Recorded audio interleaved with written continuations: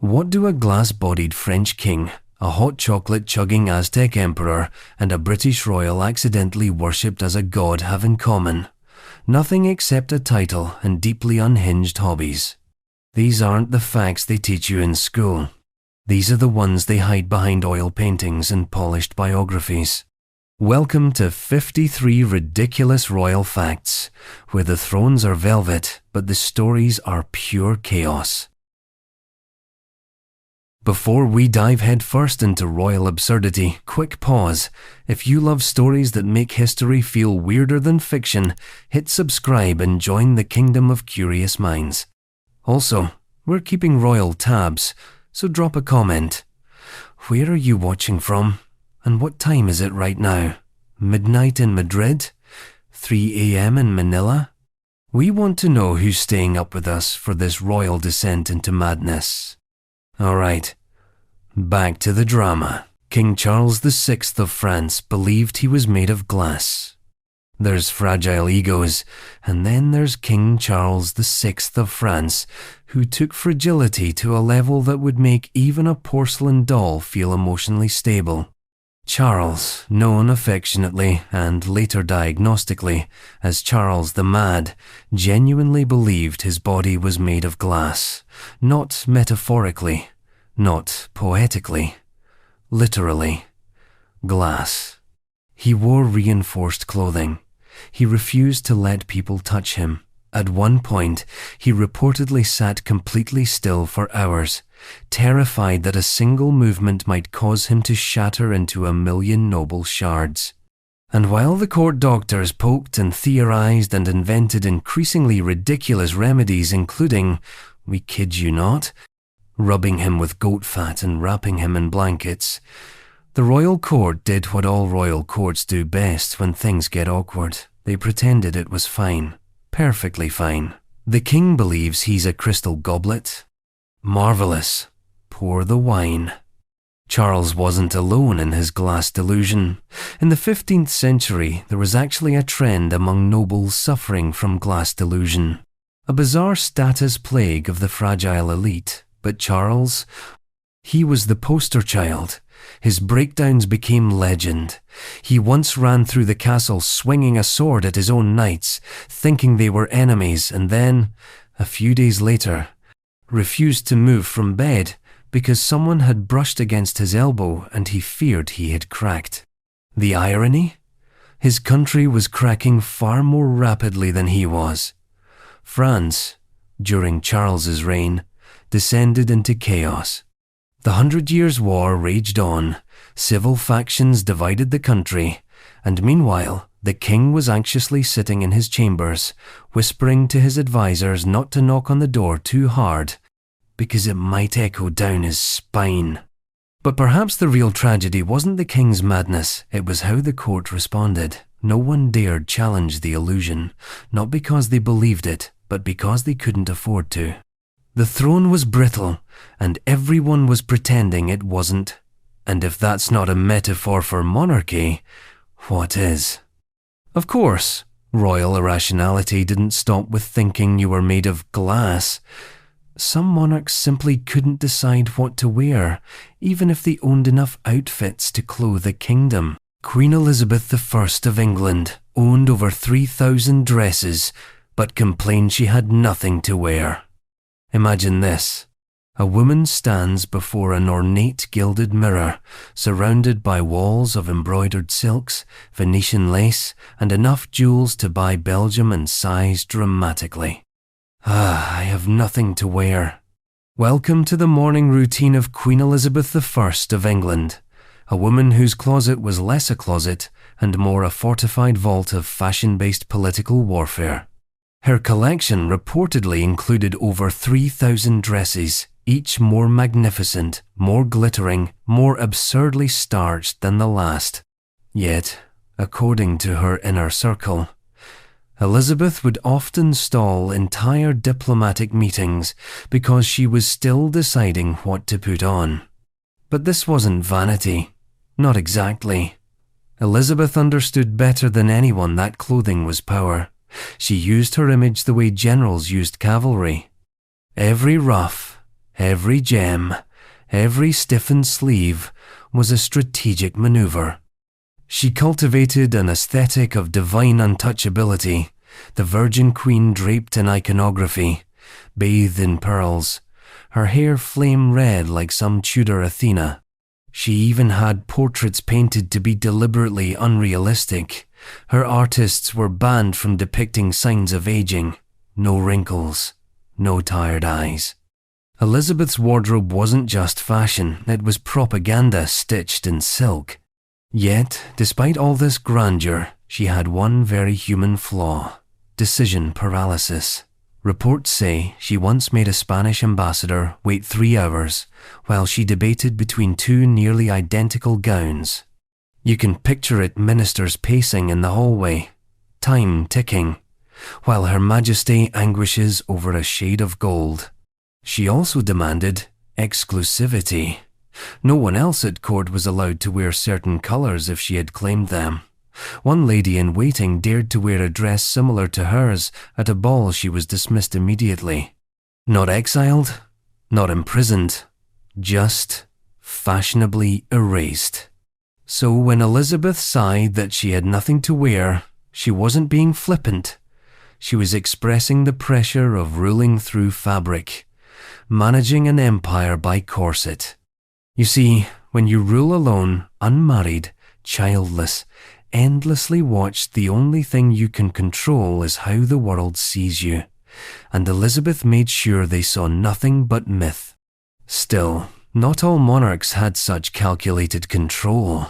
Some just said whatever they wanted in 5 languages and hoped the world kept up. And while Elizabeth fretted over ruffs and rubies, Charles V was busy assigning languages to everyone from God to his horse. By the way, if you're still here, you're clearly one of us, so go ahead and subscribe for more history that refuses to behave. Also, tell us in the comments, where are you watching from, and what time is it right now? Is this your 2 a.m. rabbit hole, your lunch break in Lisbon? We're collecting time zones like royal scandals. Now, speaking of conversations with trees, Emperor Charles V spoke so many languages, he joked. I speak Spanish to God, Italian to women, French to men, and German to my horse. Emperor Charles V had 1 crown too many. Or maybe 12. Born in Ghent, raised in Burgundy, crowned King of Spain, then Holy Roman Emperor, he spent most of his life being simultaneously royal in countries he barely understood and speaking in tongues more than a Pentecostal convention. Charles didn't just dabble in languages, he mastered them. Fluent in Latin, Spanish, French, German, Italian, and reportedly passable in Dutch, he became a polyglot, not for fun, but out of sheer necessity. His empire was so sprawling it needed translators just to understand its own laws. He was Europe's most powerful man, and probably its most confused. Which is why his most famous quote reads like the setup to a royal stand-up routine. I speak Spanish to God, Italian to women, French to men, and German to my horse. Dry, regal, possibly apocryphal, but totally believable. Spanish was the language of prayer, lofty, precise, majestic. Italian was sensual, poetic, perfect for courtship. French, of course, the language of diplomacy, manners, and passive aggression. And German? Well, have you heard German? Charles spoke it to his horse, probably while giving it legal documents to sign. But behind the charm of the quote lies a deeper tension. Charles ruled a continent too large for any one man to understand. He was a patchwork emperor in a patchwork empire, whose control relied less on power and more on persuasion. Language wasn't just communication, it was survival. He spent more time traveling than reigning, more time writing letters than winning wars. By the time he retired to a monastery in Spain, exhausted, diseased, and slowly going deaf, he left behind an empire splintering under its own weight and a Europe that would soon implode. Still, One has to admire the effort. He may have spoken to God in Spanish, but it's what he didn't say to his enemies that kept him alive.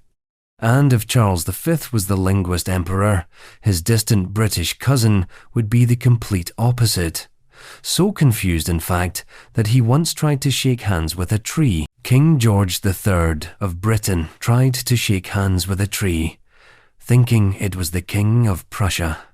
By the time King George III of Britain started greeting trees like foreign dignitaries, most of his courtiers had mastered the royal art of awkwardly pretending everything was fine. After all, monarchs misbehaving wasn't new, but George III didn't just misbehave, he misfired, repeatedly, publicly, and often botanically. The tree incident became the stuff of whispered legend. During one of his infamous mental health episodes, possibly linked to porphyria, though historians still bicker about the cause, George walked into the palace gardens, made direct eye contact with a chestnut tree, and earnestly offered his hand, welcoming the King of Prussia with all the gravitas of a diplomatic summit. What kind of tree was it? We don't know. The sources are fuzzy. But you can imagine the scene. George, in his full regalia, bowing slightly, extending a white-gloved hand, addressing a silent, leafy monarch with dignity and warmth. And the tree, to its credit, held its composure. This moment wasn't isolated. George III's reign was riddled with episodes of mental collapse, bursts of manic energy, and confusing speeches that baffled Parliament. He reportedly talked for hours without stopping, wrote letters with no punctuation, and occasionally foamed at the mouth while insisting he could speak to angels. Whether it was madness or mercury poisoning, what's clear is this. The man who once lost America was slowly losing something far more personal, his own sense of reality. And yet, even at his most incoherent, George was never fully abandoned. Parliament didn't depose him, they simply introduced a regency. His son, who would eventually become George IV, and was arguably even worse in different ways, stepped in to manage affairs while Papa communed with shrubbery. Because in Britain, even when your king starts mistaking foliage for foreign royalty, you still respect the chain of command.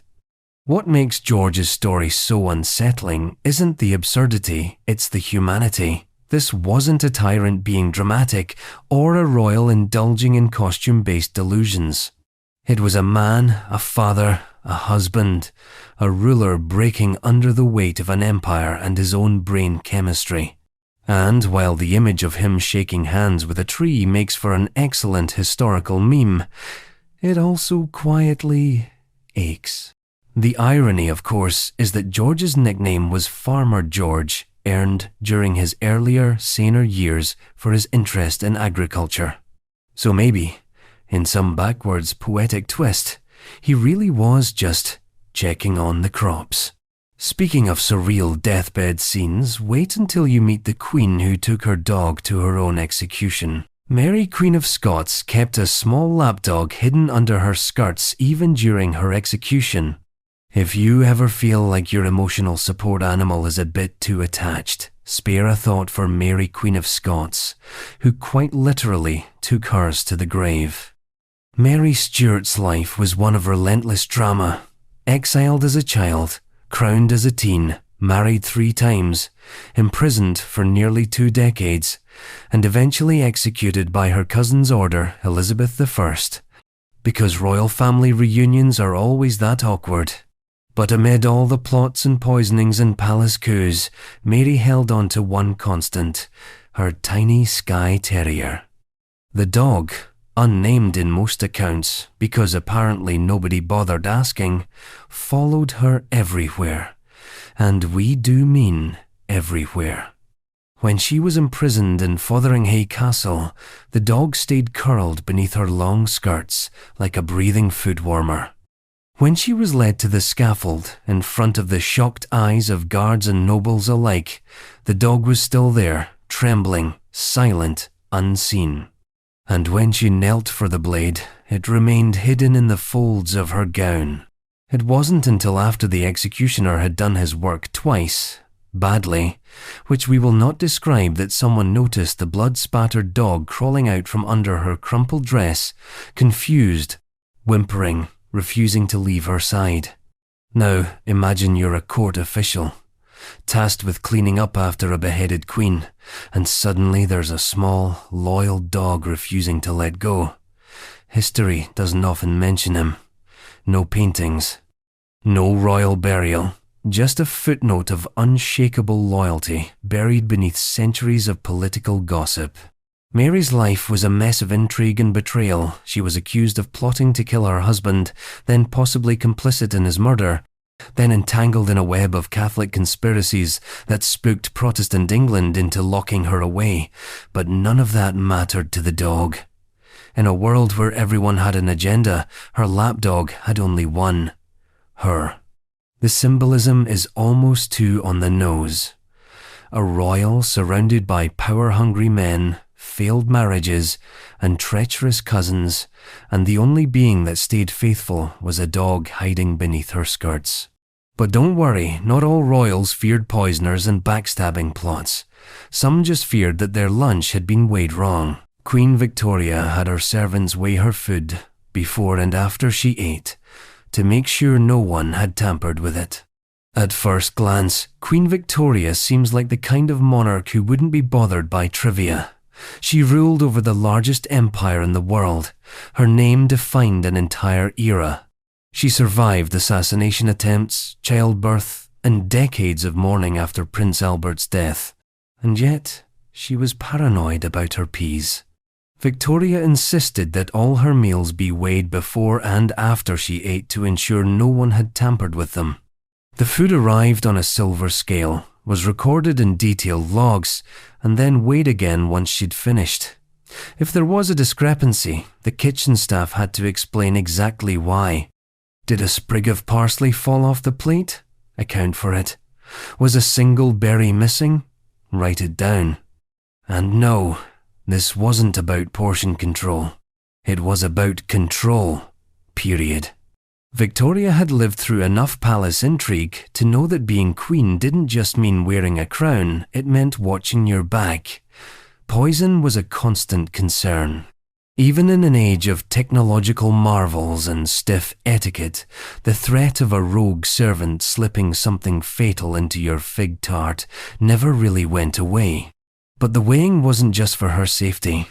It was a ritual, a kind of edible accounting. Victoria treated meals like military operations, timed, measured, and closely observed. She dined in exactly 30 minutes. If her guests hadn't finished, too bad the plates were cleared. Conversations were cut short mid-sentence because the Queen had finished her pudding. It created an atmosphere of quiet terror at the royal table. Nobles would shovel down food like nervous contestants on a game show, terrified of breaking the rhythm. And kitchen staff worked with scientific precision, knowing a miscounted carrot could lead to a scolding from the throne.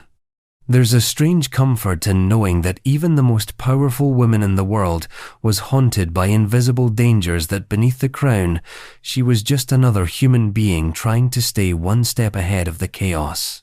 And if you think ritualized meals and scale watching are peculiar, wait until you meet a king who twirled around in tights for an audience that desperately wished he wouldn't. Louis XIV of France loved ballet so much, he danced publicly well into middle age, even when courtiers cringed. Most monarchs rule from a throne. Louis XIV of France ruled from center stage, wearing gold tights and spinning in dramatic arabesques while an orchestra played in the background. They called him the Sun King not just because of his radiant power, but because he quite literally cast himself as the sun in a self-written ballet at age 15. No metaphor here, he was the Sunday, personified, in dance. And he never stopped performing.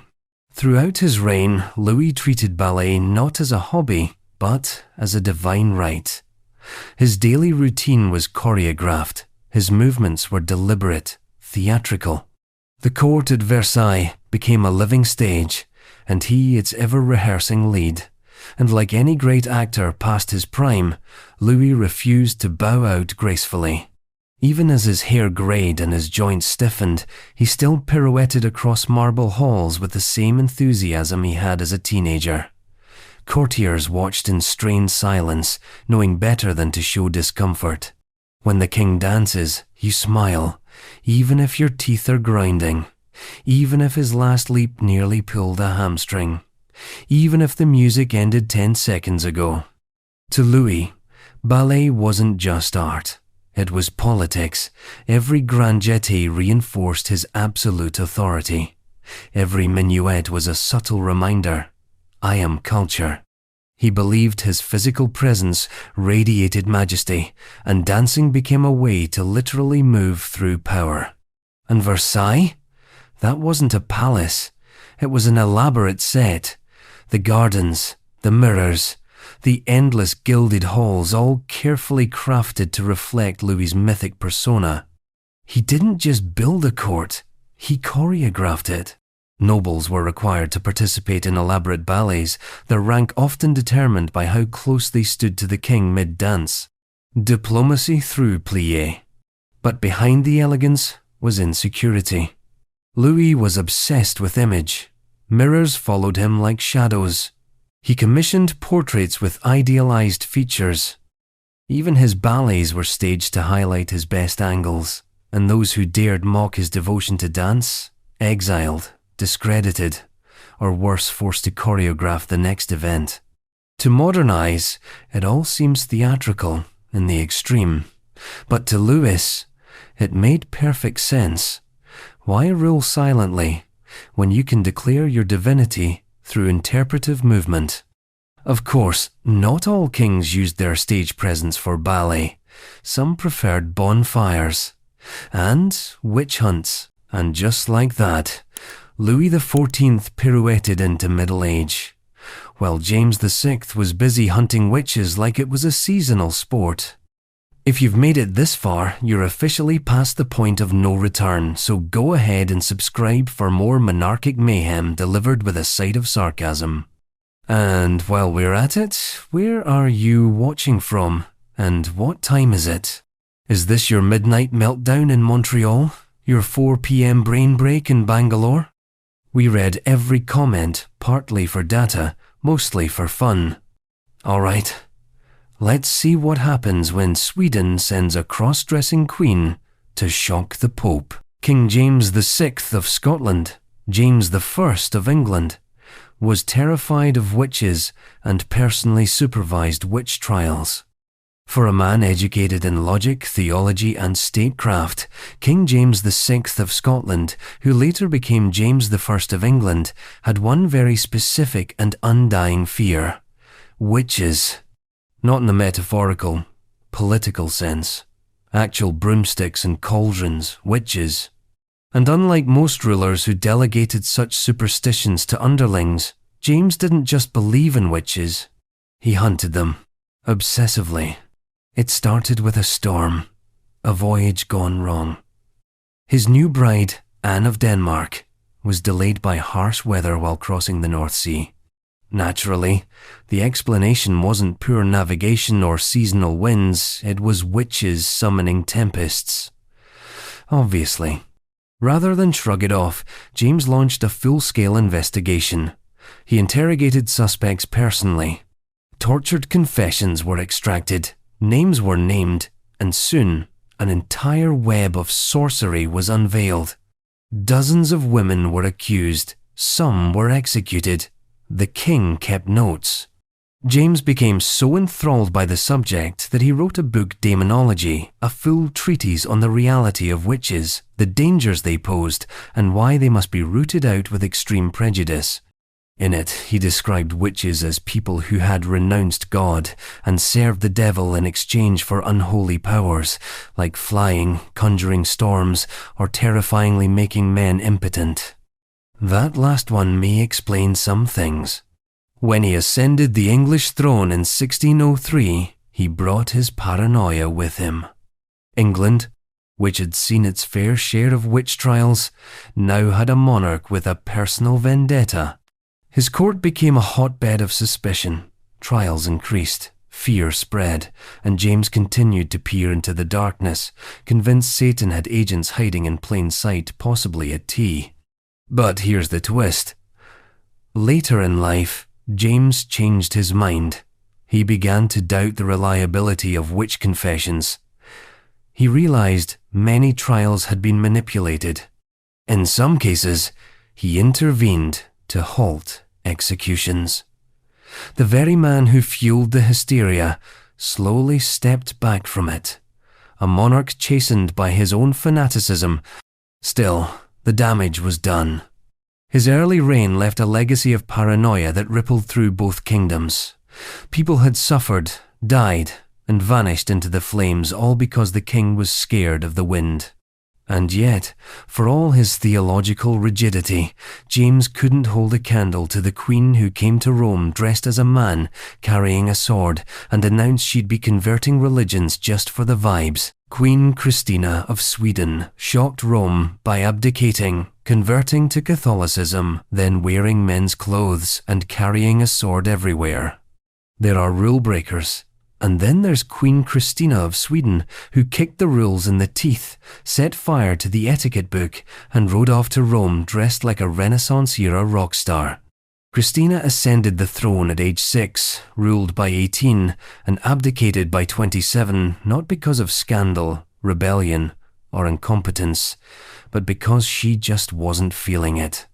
Monarch life bored her, marriage repulsed her, and Lutheranism not quite fabulous enough. So she made a choice, a very public, very dramatic choice. She renounced the Swedish crown, packed her things, and rode, sword at her hip, in men's clothing, across Protestant Europe, a queen no longer, but still commanding attention wherever she went. Her destination, the Vatican. Because if you're going to abandon your throne and your faith, you might as well do it in style. Rome welcomed her like a celebrity. Papal guards saluted, crowds gathered, and Christina, swaggering, sharp-tongued, fiercely intelligent, basked in it. She converted to Catholicism with full ceremony, but she didn't stop there. She flouted gender norms at every turn. She wore breeches, carried weapons, and hosted philosophical salons where she debated art, science, and metaphysics with popes and cardinals. Rumors about her personal life swirled constantly. Affairs, obsessions, secret lovers. She responded to all of it with a shrug and a quote. "I was born free, and I live as I choose." And she meant it. Christina wasn't just rebelling against Sweden, she was rebelling against expectation, against the notion that queens must marry, that women must behave. That faith must be inherited, not chosen. Her life became a kind of performance, a high-concept work of political theatre, equal parts rebellion and reinvention. She stayed in Rome for the rest of her life, occasionally broke, occasionally controversial, always unforgettable. Her tomb rests in St. Peter's Basilica, one of the few women buried there, because even death, apparently, made an exception for her. And if you think that's eccentric, wait until you hear what happened when Napoleon Bonaparte tried to organize a rabbit hunt and got attacked by the prey. Napoleon Bonaparte once got attacked by a horde of bunnies during a rabbit hunt gone wrong. You'd think that Napoleon Bonaparte, the man who conquered most of Europe, crowned himself emperor, and rewrote military strategy forever, could handle a rabbit, or a few dozen, or even a few hundred. But no, in what might be the most humiliating footnote in imperial history, Napoleon was once defeated by bunnies. This wasn't some fever dream. It happened. The year was 1807, and Napoleon had just signed the Treaty of Tilsit, solidifying his dominance over much of the continent. Spirits were high. Morale was imperial. So naturally, someone suggested a celebratory rabbit hunt. His chief of staff, Alexandre Berthier, took the idea and ran with it. He arranged an extravagant outdoor event, champagne, canapes, a selection of fine cheeses, and had hundreds, some say thousands of rabbits delivered for the occasion. The plan was simple. Release the rabbits, hand Napoleon a gun, and let the emperor enjoy a little harmless sport, a charming afternoon of pastoral pageantry. Only, there was a problem. Berthier hadn't sourced wild rabbits. He bought domesticated ones, fluffy, well-fed, and very used to being fed by humans. So when the cages were opened, the rabbits didn't scatter in fear. They hopped toward the emperor, expecting snacks. At first, it was amusing. Napoleon laughed. His entourage chuckled. Then more rabbits came. Then more. Dozens. Hundreds. A sea of soft fur and twitching noses surged across the field, bounding straight at the man who had once marched on Moscow. It stopped being funny when the rabbits started climbing onto boots, tugging at trousers, and scrambling up coattails. Napoleon tried to shoo them. His generals tried to form a defensive line. It didn't work. The rabbits overran everything. They invaded the carriages. They stormed the picnic tables.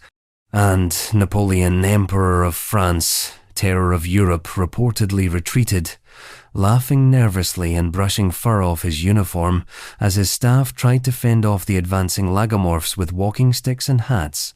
This was not the stuff of military legend. There were no medals, no monuments, no odes, just a field full of confused rabbits and one very embarrassed emperor.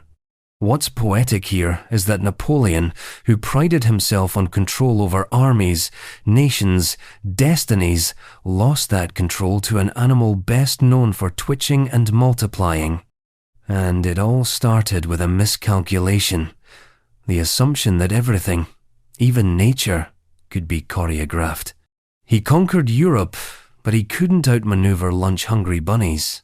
And while Napoleon's humiliation came from an accidental petting zoo rebellion, his English counterpart once challenged an entire kingdom to wrestling and lost. King Henry VIII of England once challenged the King of France to a wrestling match. He lost. There are many words you could use to describe King Henry VIII of England. Volatile, charismatic, vengeful, bloated but humble was not one of them. This was a man who rewrote religion to get a divorce, who ate like a royal boar, and who looked in the mirror each morning and saw a god in velvet. So, naturally, when he met King Francis I of France in 1520 during the Field of the Cloth of Gold, an event so dripping in luxury that the tents were made of literal gold-threaded fabric, Henry decided diplomacy could wait. He wanted to wrestle. Francis, younger, sleeker, and no less vain, agreed. The two monarchs, both dressed like medieval disco balls, stood before a glittering crowd of nobles, jesters, and horses that probably cost more than small villages. The mood was festive, wine flowed. Trumpets blared, courtiers placed bets, and then, in full royal dignity, the kings lunged at each other. It did not go well for Henry. Despite his reputation as a fearsome figure, the kind of man who could glare a bishop into silence, Henry was swiftly flipped onto his back by the French king. Clean, no controversy. The move was elegant, humiliating, and witnessed by hundreds. To make matters worse, Francis reportedly offered a hand to help Henry up. The English king refused, possibly grumbling something about slippery grass or divine injustice. Either way, he never challenged Francis again. And the wrestling match, meant as a show of mutual strength, became a quiet reminder that England's lion had a bit of a glass jaw. What's fascinating is how quickly the mood shifted. The Field of the Cloth of Gold was meant to be a diplomatic spectacle, a week-long peace summit disguised as a party. But under all that, velvet was ego. And ego, when bruised, does not forgive easily. Henry returned home red-faced and determined to make his court the most dazzling in Europe. New palaces were built, ceremonies became longer, and his appetite for food, wives, and glory only intensified. But in the end, it wasn't duels or banquets or even decapitations that defined Henry's most honest moment. It was the day he got body slammed in front of half of Europe and never spoke of it again. Of course, not all kings obsessed over power and dominance. Some simply wanted to live in a fairy tale, preferably in a swan-decorated sleigh. King Louis II of Bavaria built extravagant castles, inspired by fairy tales, and spent nights riding in sleighs, decorated like swans. If you've ever looked at a Disney castle and thought, that seems impractical, you can thank King Louis II of Bavaria, the patron saint of expensive loneliness and unrestrained whimsy. Known as the Swan King, Louis was less interested in ruling and more interested in pretending he was a character in Wagnerian opera. He detested court politics, avoided crowds, and often referred to himself in the third person. He spent most of his time and most of Bavaria's money building castles that looked like the fever dreams of a romantic architect on absinthe. The most famous, Neuschwanstein, perched dramatically atop an alpine cliff, was never even finished. It was a fantasy, built to be admired from a distance, rarely visited, and filled with murals of dragons, knights, and mythical swans. Everything Louis did was theatrical. He wasn't just playing king, he was playing a king playing a king. But his eccentricities didn't stop at architecture. Louis loved nighttime sleigh rides, not for travel, not for necessity, just for vibes. He would dress in historical costumes, sometimes from centuries he hadn't lived through, and order his servants to drive him through snowy landscapes in custom sleighs shaped like swans, complete with lanterns and velvet cushions. Imagine being a Bavarian farmer, trudging home in the freezing dark, only to see a swan-shaped sleigh glide past, piloted by a silent, elaborately costumed monarch who refused to wave. Louis didn't care. He wasn't riding for the people, he was riding for the moon. He idolized composer Richard Wagner and funded his operas obsessively. Some say Louis saw Wagner as a prophet.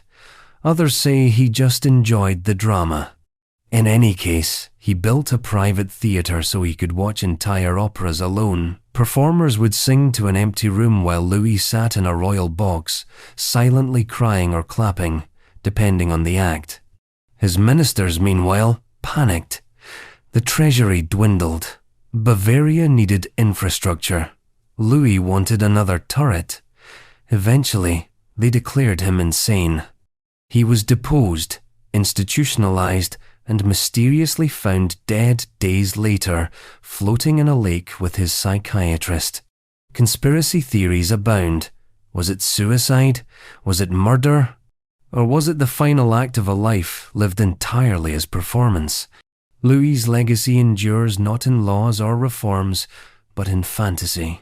Tourists flock to Neuschwanstein, not realizing they're walking through the ruins of a man's daydream, a castle too theatrical to rule from, too perfect to be real. And yet, in its hollow towers, you can still hear the echoes of sleigh bells. Catherine the Great of Russia imported 400 English cows because she preferred their milk for her tea. You can say a lot about Catherine the Great of Russia, but subtlety was never one of her hobbies. She modernized an empire, rewrote Russian politics, collected lovers like they were collectible stamps, and still had time to obsess over milk. Not just any milk, English milk. Specifically, milk from English cows, because apparently nothing in Russia, not the palaces, not the opera, not the national dairy supply, could meet the precise standards of her afternoon tea. So she ordered 400 cows. From England to Russia, because the milk in her tea had to taste just right. Catherine, you see, was a deeply Anglophilic monarch. She adored British culture, corresponded with English intellectuals. She even had a palace wing designed in neoclassical English style. But importing an entire bovine battalion across Europe because your morning cup isn't hitting the spot? That's dedication bordering on dairy madness. Her royal court, already used to her whims, barely flinched. This was the same woman who once commissioned a life-sized mechanical peacock to dance across her dinner table. If she wanted English cows, the empire would deliver English cows. Never mind the logistics, or the expense, or the fact that these cows had to be coddled like glassware on the long journey. Climate differences? Irrelevant. Russia would build English-style barns if necessary. The cows would live better than half the nobility. Of course, this wasn't just about flavour. It was about control, about refinement. Catherine wielded her preferences like instruments of statecraft. Every aesthetic decision, from her imported wallpaper to her book collection, was a signal. She was not merely a Russian ruler. She was an enlightened empress, worldly and discerning, sipping her imported brew with imperial flair. Tea, in her hands, became a power symbol, a declaration of sophistication. And the cows?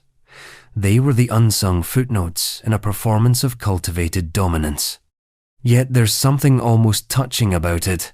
Amid the politics, the pressure, and the palace intrigue, Catherine found comfort in a simple ritual: tea with the right milk. An echo of the personal within the imperial. Even absolute rulers need their coping mechanisms. Hers just came mooing with a British accent. And if Catherine curated her life like an art gallery, her predecessor, Peter the Great, treated life like an anatomy museum. Emphasis on museum. Tsar Peter the Great had a collection of preserved body parts and deformed fetuses, which he displayed like trophies. In the catalogue of eccentric monarchs, Tsar Peter the Great doesn't just earn a chapter, he gets his own exhibit, and he'd probably curate it himself. Because Peter, in all his reformist, beard-hating, empire-uprooting glory, had a morbid fascination with the physical body, not in the poetic sense, in the preserved fetuses in jars sense. Welcome to the Kunstkamera, Peter's pet project and Russia's first museum, a cheerful little building on the banks of the Neva River that housed, among other things, amputated limbs, pickled infants with conjoined skulls, human skeletons with extra arms, and a collection of teeth Peter personally extracted from unwilling subjects, not for science, just for fun. Peter's obsession began with his love of Western science. He admired European anatomical theatres, where public dissections were all the rage. So he brought the idea to Russia, determined to drag his nation, kicking, screaming, and partially embalmed into the Enlightenment. He hired Dutch anatomists. He ordered the preservation of unusual specimens. He paid families to donate the bodies of deformed infants, not out of sympathy, but to teach the Russian people that these abnormalities were natural, not the work of evil spirits. A noble goal, executed with the grace of a butcher in a chemistry lab. But he didn't stop there. Peter famously attended and sometimes performed autopsies. He dissected corpses with the enthusiasm of a hobbyist and the delicacy of a czar who once forced nobles to shave their beards under threat of tax. Science, for him, was hands-on, messy, unapologetically weird. The Kunstkamera, while scientifically important, quickly gained a reputation as a house of horrors. Visitors came to gape, some fainted, others claimed the displays were cursed. Peter, undeterred, continued collecting. The rarer the deformity, the better. Was this education? Enlightenment? A ruler's attempt to demystify the human body? Maybe. But it was also an exercise in control, a way of reducing mystery to meat, of placing fear inside glass jars and giving it Latin labels. Today, the Kunstkamera still exists. Its jars are still intact, and the questions Peter raised about science, spectacle, and the fine line between curiosity and cruelty remain just as pungent. And speaking of emperors who demanded applause for questionable performances, allow us to introduce Nero, a man who didn't care about dissection unless the spotlight was on him. Emperor Nero of Rome forced senators to cheer for him while he performed on stage. You know your ego's getting out of hand when the Roman Senate, a body built on tradition, decorum, and long-winded passive-aggressive speeches, is forced to sit in velvet chairs and applaud your interpretive poetry recital. Welcome to the late-night open mic world of Emperor Nero, who ruled Rome not so much like an emperor, but like a deeply insecure theatre kid with infinite budget and no sense of feedback. Nero fancied himself an artist, a singer, a poet, an actor, a man of culture as long as that culture was centered entirely on him. And unlike past emperors who pretended to tolerate the arts, Nero made it mandatory. When he took the stage draped in silk, face powdered, lyre in hand, nobody was allowed to leave.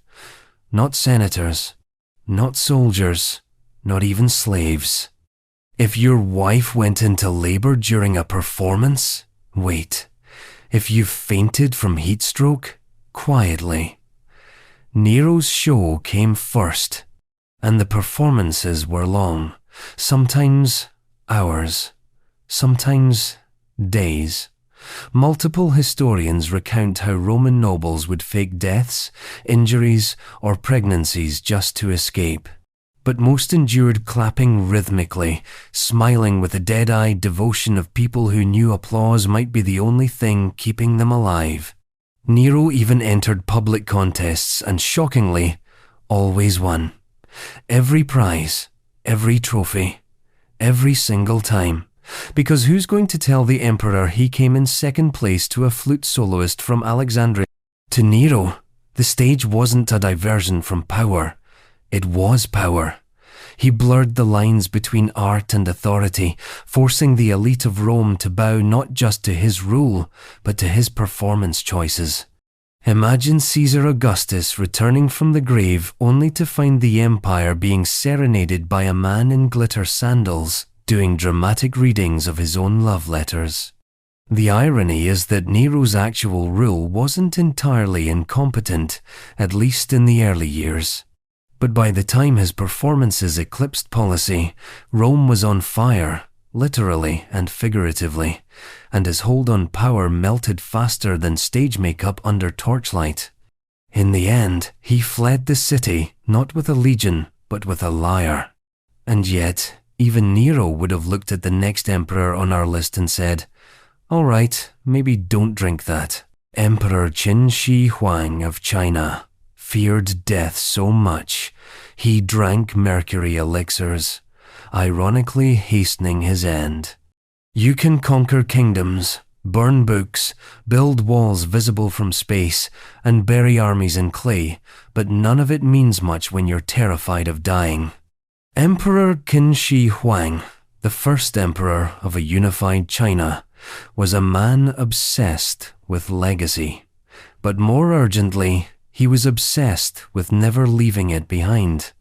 He wanted to live forever, not metaphorically, not spiritually, literally. To achieve this, Qin did what any absolute ruler with unlimited resources and a growing sense of existential dread would do. He assembled a team of alchemists and mystics and demanded that they find him the secret to immortality. No pressure, just invent eternal life or face execution. Classic job description. They promised solutions, special herbs, magical mountains, and most famously, mercury elixirs. Yes, liquid metal. The same stuff you're told in science class not to touch with bare skin was, in ancient Chinese alchemical circles, considered a heavenly substance. If it gleamed and shimmered unnaturally, surely it had cosmic power. So, Qin drank it, routinely, daily even, thinking it would preserve him forever. Spoiler alert, it didn't. The mercury likely damaged his brain, accelerated his decline, and quite possibly killed him faster than natural causes would have. His paranoia deepened. His behavior grew erratic. He dispatched expeditions to mythical lands in search of immortal sages and magic mushrooms, most of whom never returned. One report suggests he sent hundreds of children to sea in search of the elixir, essentially weaponizing hope. Meanwhile, as his body failed him, he worked obsessively on his other version of immortality, his mausoleum. The underground necropolis of Qin Shi Huang is one of the most mind-boggling burial projects in history, featuring the terracotta army, thousands of clay soldiers, each with unique features, guarding him for eternity, art imitating afterlife. What's ironic is that Qin, in trying to defy death, ended up memorializing it in stone. His empire fractured shortly after his passing. His dynasty didn't last, but his tomb did. In chasing eternal life, he accidentally became eternal through death. And that's the poetic tragedy of Qin Shi Huang. The man who tried to live forever became a legend precisely because he didn't. Of course, if you're planning to live forever, it helps to eat well. Or, if you're Empress Dowager CIXI, to demand 120 dishes a day just to keep your palate entertained. Empress Dowager CIXI of China demanded that her meals include exactly 120 dishes prepared daily. There's a difference between being a picky eater and being Empress Dowager CIXI of the Qing dynasty, who elevated dining to a form of imperial theater. Every single day, the imperial kitchens were tasked with producing exactly 120 dishes for her personal consumption. Not for a banquet, not for a visiting delegation, just for her. The odds that she tasted all 120? Low, but that wasn't the point. CIXI, like many rulers before her, used food not merely as nourishment but as a symbol of scale. The more complex the menu, the greater the power it implied. Each dish was a brushstroke in the portrait of her dominance. Boiled duck tongue, gold-dusted dumplings, chrysanthemum soup, shark fin stew. These weren't meals. They were edible declarations. The imperial kitchen functioned like a military operation. Thousands of staff worked around the clock to prepare the daily spread, balancing flavors, textures, regions, and appearances. Each dish had to be presented in perfect symmetry, accompanied by silk menus and jade utensils. Temperature was monitored, steam was calculated. Some dishes were crafted not to be eaten, but simply to be seen. Of course, no one outside her immediate circle dared question it. When you've held de facto power in the empire for nearly 5 decades, surviving palace coups, foreign invasions, and internal revolts, you're allowed to be particular. And yet, despite her extravagant meals, CIXI was not known for gluttony. She often took small bites. Sometimes she merely inspected the dishes. The food wasn't about indulgence, it was about control. In a male-dominated court, her palate became her kingdom, a throne of porcelain and plum sauce. Some stories say she could identify a single missing spice with one taste. Others claim she kept personal chefs under surveillance to ensure absolute obedience. Whether those tales are apocryphal or exaggerated by mystified Western diplomats, they serve the same narrative purpose: to build the image of a woman so powerful that even her snacks trembled. But perhaps the most revealing thing about Cishi's 120-dish ritual is what it hides: a profound sense of isolation. All that preparation, all that opulence, for a solitary meal in a room that echoed too loudly.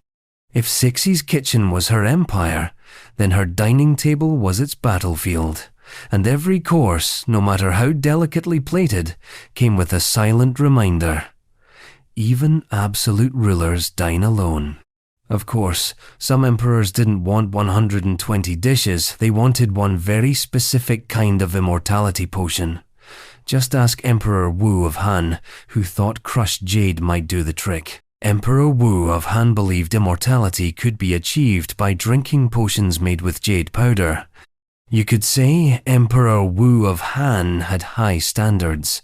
He ruled for over half a century, expanded China's borders dramatically, and turned his dynasty into a juggernaut of military and cultural dominance. But despite his success, he too suffered from a distinctly royal affliction, the fear of dying. And his remedy of choice? Jade, not as a decorative gem, not carved into sculptures, in powder form, swallowed. In ancient Chinese cosmology, jade wasn't just a luxury mineral, it was believed to contain spiritual essence. It symbolized purity, endurance, and the link between heaven and earth. If your tomb was lined with jade, your soul might remain uncorrupted. If you drank it, well, maybe your body would too. Emperor Wu took this logic to its absurd conclusion. His court alchemists, under imperial pressure and fear of being reassigned to less glamorous careers, like exile, concocted potions using jade powder mixed with various exotic substances. The idea was to preserve the emperor from within, to turn his organs into little shrines of eternity. Of course, ingesting ground-up minerals is not, as modern medicine would point out, particularly safe. It's hard on the kidneys, harder on the intestines, and completely ineffective as an anti-aging treatment. But Wu was undeterred. He drank, he meditated. He commissioned ever more elaborate rituals involving mountains, constellations, and mystic priests with suspiciously high fees. Jade powder became his personal sacrament. And like many rulers chasing immortality, Wu seemed to age faster the more desperately he tried to stop it. His later years were filled with paranoia, purges, and a growing obsession with omens, bad weather, comets, eclipses, anything that hinted his time was running out. Ironically, he also outlawed many other dangerous elixirs, criticizing them as fraudulent while continuing to sip on what amounted to powdered rock. Self-awareness, not exactly in royal supply. But if nothing else, Wu's devotion to the jade diet shows the ancient intersection of mysticism, science, and vanity, where emperors, for all their power, remained terrified of the one thing they couldn't command. At least Wu died believing he had done everything possible to cheat fate, a man who turned to stone, metaphorically speaking, just to avoid turning to dust. And yet, for all the philosophers and potions in the East, the next emperor simply skipped science altogether and let a pet lion roam free in the palace. Mughal Emperor Jahangir of India kept a pet lion and allowed it to roam freely in court. If you thought having a poorly trained dog in the office was a management issue, imagine working for Mughal Emperor Jahangir, who preferred a pet with considerably sharper teeth and zero impulse control. A lion. A real one. Not in a cage, not behind velvet ropes, just walking around. Jahangir, son of the legendary Akbar the Great, ruled a sprawling empire known for its architectural marvels, its opulence, and its culture, but also for his personal quirks, which included collecting rare animals, creating bizarre taxidermy experiments, and, yes, letting a live lion hang out in the royal court like it was a particularly edgy lapdog. According to court historians, Jahangir's lion was allowed to roam at will during public audiences, lounging near the throne and sometimes pacing between terrified officials. Courtiers were expected to maintain composure while a predator with the bite strength of a freight train stared them down mid-report. Imagine reading the quarterly grain surplus figures while also making sure you didn't look like prey. Why? Well, The symbolic messaging was obvious. Jahangir wanted to convey divine authority, imperial dominance, and supreme fearlessness. In Mughal iconography, kings were often shown with lions, tigers, or elephants as metaphors for their strength. Jahangir didn't just pose with one, he brought the metaphor to work. But this wasn't just theatrical cruelty. Jahangir had a genuine fascination with animals. He kept detailed journals describing their behavior, diet, even moods. He named some of them. He had portraits commissioned. He once ordered an anatomical comparison between an African lion and an Indian lion, just to see what made them different. This wasn't just a royal pet, it was part of a larger philosophy, the emperor as master of both men and beasts. Still, there's a line between awe and absurdity, and Jahangir danced on it like a tightrope artist. Foreign visitors at his court were both dazzled and deeply unnerved. One Jesuit priest described the scene with barely concealed panic. Others thought it was a joke until the lion growled. Surprise, it wasn't. The lion reportedly died of natural causes, after which Jahangir mourned it like a fallen general. A tomb was not built, but you get the sense he considered it. In the emperor's mind, to master a lion was to master nature and by extension, destiny. But to his courtiers, it was just another day of hoping the king's favorite predator didn't get hungry during budget announcements. And speaking of Mughal rulers with expensive tastes, Jahangir's father-in-law, Shah Jahan, didn't just love animals. He loved jewels so much, he sat on them. Shah Jahan loved gemstones. So much he had thrones, encrusted with rubies, emeralds, and giant diamonds. Most people show wealth through a nice watch or a tasteful ring. Shah Jahan, builder of the Taj Mahal, preferred to sit on his wealth, literally. His throne, known as the Peacock Throne, wasn't just opulent, it was a bedazzled shrine to the idea that power should glow. Constructed in the 17th century, the throne reportedly cost 4 times as much as the Taj Mahal, which should already raise eyebrows. The Taj was a marble megastructure, a mausoleum for a lost love, and a global icon. The throne? A chair, albeit one encrusted with hundreds of rubies, sapphires, pearls, and at least one absurdly large diamond that later found its way into the British crown jewels. Royal recycling. The design was as theatrical as it was financially insane. It featured golden peacocks with gem-encrusted tails, jeweled pillars, and a canopy supported by enameled columns. Every surface glittered. It wasn't just a seat, it was a statement. I am the center of the world, and the world is made of gemstones. And the best part, Shah Jahan didn't even use it every day. This wasn't his go-to chair for reading reports or sipping cardamom tea. It was a special occasion seat, a kind of ceremonial power podium. Something to dazzle visiting dignitaries and cow disobedient governors. Sit here, and you weren't just king, you were cosmic royalty. But behind all that sparkle was a ruler grappling with legacy. Shah Jahan's obsession with grandeur was tied to his fear of impermanence. He built monuments to outlive him. The Taj Mahal wasn't just about love, it was about eternity. And the Peacock Throne? It was a glittering dare to history. Forget me if you can. Unfortunately, the throne's fate was less eternal. It was looted by Nader Shah of Persia during the invasion of Delhi in 1739.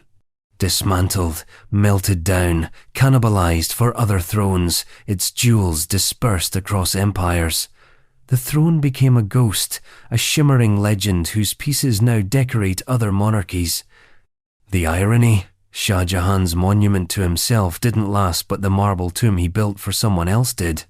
And if you think Shah Jahan's ethical consistency is shaky, wait until you meet his spiritual predecessor, a ruler who banned animal sacrifice and then built himself a private royal zoo for fun. Emperor Ashoka of India banned animal sacrifice, yet maintained a large hunting park just for fun. There's reformers, and then there's Emperor Ashoka, one of the most complex contradictions in ancient history. After conquering most of the Indian subcontinent in the 3rd century BCE, he underwent a dramatic transformation. From brutal warrior to devout Buddhist, Ashoka became the poster child for royal repentance. He renounced violence. He erected pillars across the empire, proclaiming messages of peace and tolerance. He banned animal sacrifice and state rituals. His edicts carved into stone urged compassion, dharma, and ethical governance. And yet he kept a massive royal hunting park for recreational use. It was less a park and more a wildlife resort, where Ashoka could ride out and observe or occasionally hunt exotic animals. Deer, boars, peacocks. He wasn't sacrificing them at temples anymore, just tracking them for leisure. So, what gives? Ashoka's contradictions weren't a PR oversight. They were an open secret. His embrace of Buddhism was sincere, but incomplete. Like many rulers, he adopted the parts of religion that served his political aims and ignored the ones that didn't fit his lifestyle. Non-violence? Yes, in public. But privately, a little royal adrenaline never hurt. Historians still debate whether Ashoka actually hunted post-conversion or simply maintained the park for display. But the fact remains, the empire funded it. Guards patrolled it. Animals were imported to stock it. It was real, and it was very not Buddhist. And yet, Ashoka's reign is still remembered as a golden era of moral governance. His contradictions weren't hidden. They were carved into the very stones that praised him. Which raises the question, can a ruler be both deeply flawed and deeply sincere? Apparently yes, if you're Ashoka, and your ethics are written in granite and decorated with the occasional deer chase. Next up, a Japanese emperor who went from divine ruler to jellyfish enthusiast, because power, like marine life, tends to drift. Emperor Hirohito of Japan was obsessed with marine biology and personally described over 30 new species of jellyfish. There's ruling an empire, and then there's ruling an empire while classifying gelatinous sea creatures in your spare time. Emperor Hirohito of Japan, known posthumously as Emperor Showa, wasn't just the head of state during the most tumultuous era in Japanese history. He was also a card-carrying marine biologist, obsessed with the soft, translucent citizens of the ocean. Jellyfish. Yes, while the military plotted, the World War escalated, and diplomats held their collective breath, Hirohito could often be found bent over a microscope, quietly sketching a Cnidarian specimen in his lab coat in the imperial palace, with the intensity of a man who genuinely found peace in plankton. He didn't just dabble, he published. His scientific works appeared in peer-reviewed journals. He collaborated with renowned marine researchers, corresponded internationally about sea cucumbers, hydrozoans, and deep-sea invertebrates. He described over 30 new species, with his name attached in Latin taxonomy, like a microscopic signature. This was not a vanity project. It was genuine science. In fact, Hirohito's marine research became one of the few areas of his life where people could engage with him without political landmines. While historians debated his role in World War II, his silence during key atrocities, and the degree of his control over the military, one thing was uncontested. The man knew his jellyfish. His Imperial Marine Biology Lab was built within the palace grounds, stocked with equipment that rivaled any academic institute. He collected specimens during imperial tours. Divers fetched them for him. Staff preserved them in jars, some of which are still archived in Japanese institutions. While foreign leaders posed with nuclear weapons, Hirohito posed with a squid. There's something almost haunting about it. The juxtaposition. A figurehead of empire, symbolic of divine power, tracking the undulations of a Medusa under glass. What does it mean when an emperor, surrounded by nationalists and generals, chooses to spend his quiet hours naming sea life? Was it escapism, guilt, or just scientific passion in its purest form? Even in the aftermath of the war, when Japan lay in ruins and Hirohito's divinity was publicly renounced, he kept studying. He spoke more freely with marine biologists than with politicians. In interviews, he often sounded more animated talking about mollusks than he ever did about policy. And perhaps that's the most human part of him. A man with immense symbolic power who, in the end, chose to see the world through glass slides rather than binoculars. A man who catalogued creatures with no brains, no hearts, and no bones, yet still found them worthy of attention. But if jellyfish fascinated Hirohito, cats were divine to another emperor, one who wrote poetry in their honor and believed they were celestial companions on the path to enlightenment. Emperor Go-Daigo of Japan once wrote poetry about his favorite cats, calling them divine companions. History tends to focus on warlords, reforms, and royal intrigue. But sometimes, tucked between the bloodshed and the bureaucracy, you find something far more unexpected. A royal cat poem. Emperor Go-Daigo of Japan, who ruled during the chaotic 14th century Kamakura period, is remembered for many things: attempted political revolutions, clashes with the samurai class, and a failed effort to restore imperial power. But among his lesser-known legacies is this: he really loved cats, and he wrote poetry about them. Go-Daigo didn't merely own cats. He revered them, admired them, described them in verse as divine companions and whiskered sages. His writings are peppered with reflections on their elegance, their independence, their mysterious behavior. In a world torn apart by military coups and shifting alliances, he saw in his cats something rare: pure, unaffected serenity. According to court documents and historical fragments, he kept several cats in the palace. They were not merely pets, they were symbols of grace, of introspection, of the quiet strength the emperor so often wished he could manifest in politics. When a favorite cat passed away, he reportedly commissioned a shrine and wrote a lament. In traditional waka form, it wasn't performative eccentricity. In Japanese aesthetics, animals often carry spiritual significance. Cats, in particular, were associated with protection and mystery. Go-Daigo, steeped in Buddhist philosophy and surrounded by imperial tension, found in their silent gaze a kind of meditative companionship. Where humans betrayed him, the cats purred. And perhaps it's not so strange. Here was a monarch under siege by rival factions, by dissatisfied nobles, by the shogunate's expanding shadow clinging to a source of calm that asked nothing from him. No loyalty oaths, no armies, just a soft presence in the corner of a room, licking its paw and ignoring protocol. Imagine a late-night imperial study, candlelight flickering, maps of Japan scattered across the table, and an emperor deep in thought as a tabby jumps onto the desk and sits on the diplomatic scrolls. Divine Indifference, Feline Edition.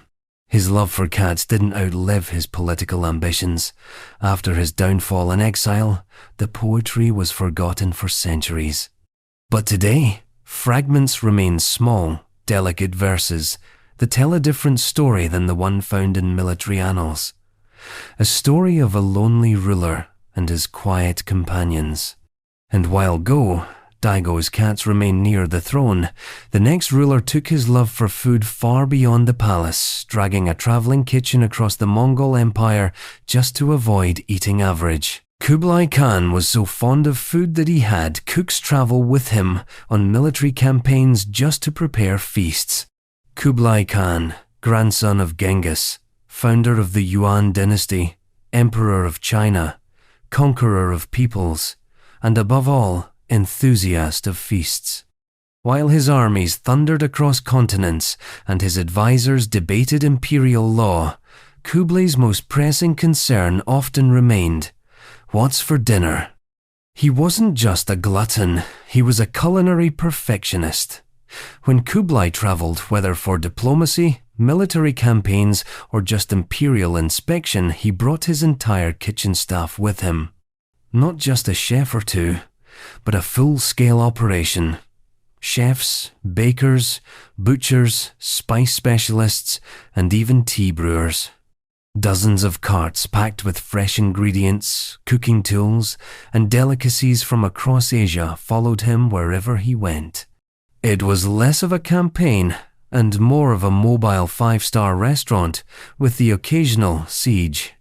Because food, for Kublai, wasn't a side dish to conquest, it was part of empire itself. His menus featured ingredients from every corner of the Mongol world. Tibetan barley, Chinese dumplings, Persian saffron, Russian game. He turned dinner into diplomacy. Invited guests were seated under lavish tents and served intricate meals that displayed both his wealth and the vastness of his domain. You weren't just fed, you were educated. This obsession with cuisine was deeply personal. Kublai was known to spend hours with his chefs, debating ingredients, asking about spices, even suggesting pairings. His palaces in Khanbalik, modern Beijing, contained entire wings devoted to food preparation. He once ordered a team to develop noodle-based maps of his empire. Cartography you can slurp. And despite his military prowess, Kublai was not a rugged outdoorsman. He preferred silk robes to armor, poetry to battle cries, and most importantly, seasoned meat to campfire gruel. His commanders sometimes struggled to keep pace, not with the enemy, but with the supply line of imperial kitchen carts rolling behind them like an army of spice merchants. In this, he reflected the Mongol shift from raiding nomads to settled rulers. Kublai didn't just want to conquer, he wanted to cultivate, to transform Mongol supremacy into a sustainable imperial culture. Food, in all its richness, was both a literal and symbolic tool. The contrast was stark. Horsemen in armor chasing down rebels in the hills, and behind them, a chef gently seasoning lamb with imported herbs, wondering if the emperor would like more salt. And while Kublai's cooks ensured his palate was never bored, another emperor would discover beer, declare it medicinal, and proceed to make treatment a daily ritual. Emperor Meiji of Japan tried Western beer for the first time and declared it medicine so he could drink freely. In the grand drama of Japan's modernization, Emperor Meiji is often cast as the sober visionary, the leader who dragged a feudal island nation into the steam-powered, cannon-laced whirlwind of the 19th century. Under his reign, Japan traded in its samurai swords for railroads, top knots for top hats, and cherry blossoms for beer. Specifically, Western beer, the kind served in tall glasses and foaming with the promise of industrial-age modernity.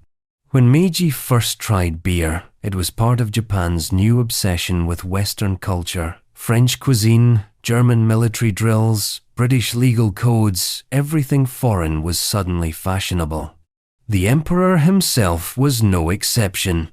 In the pursuit of modernization, he sampled all sorts of imported delights.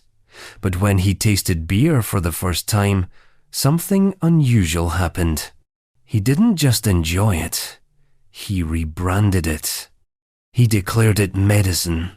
And just like that, beer previously viewed as a foreign oddity gained imperial endorsement. Not as a drink, not as indulgence, but as a wellness regimen. The emperor was simply taking his medicine, thank you very much, daily, sometimes twice. Now, Meiji wasn't a heavy drinker by European standards.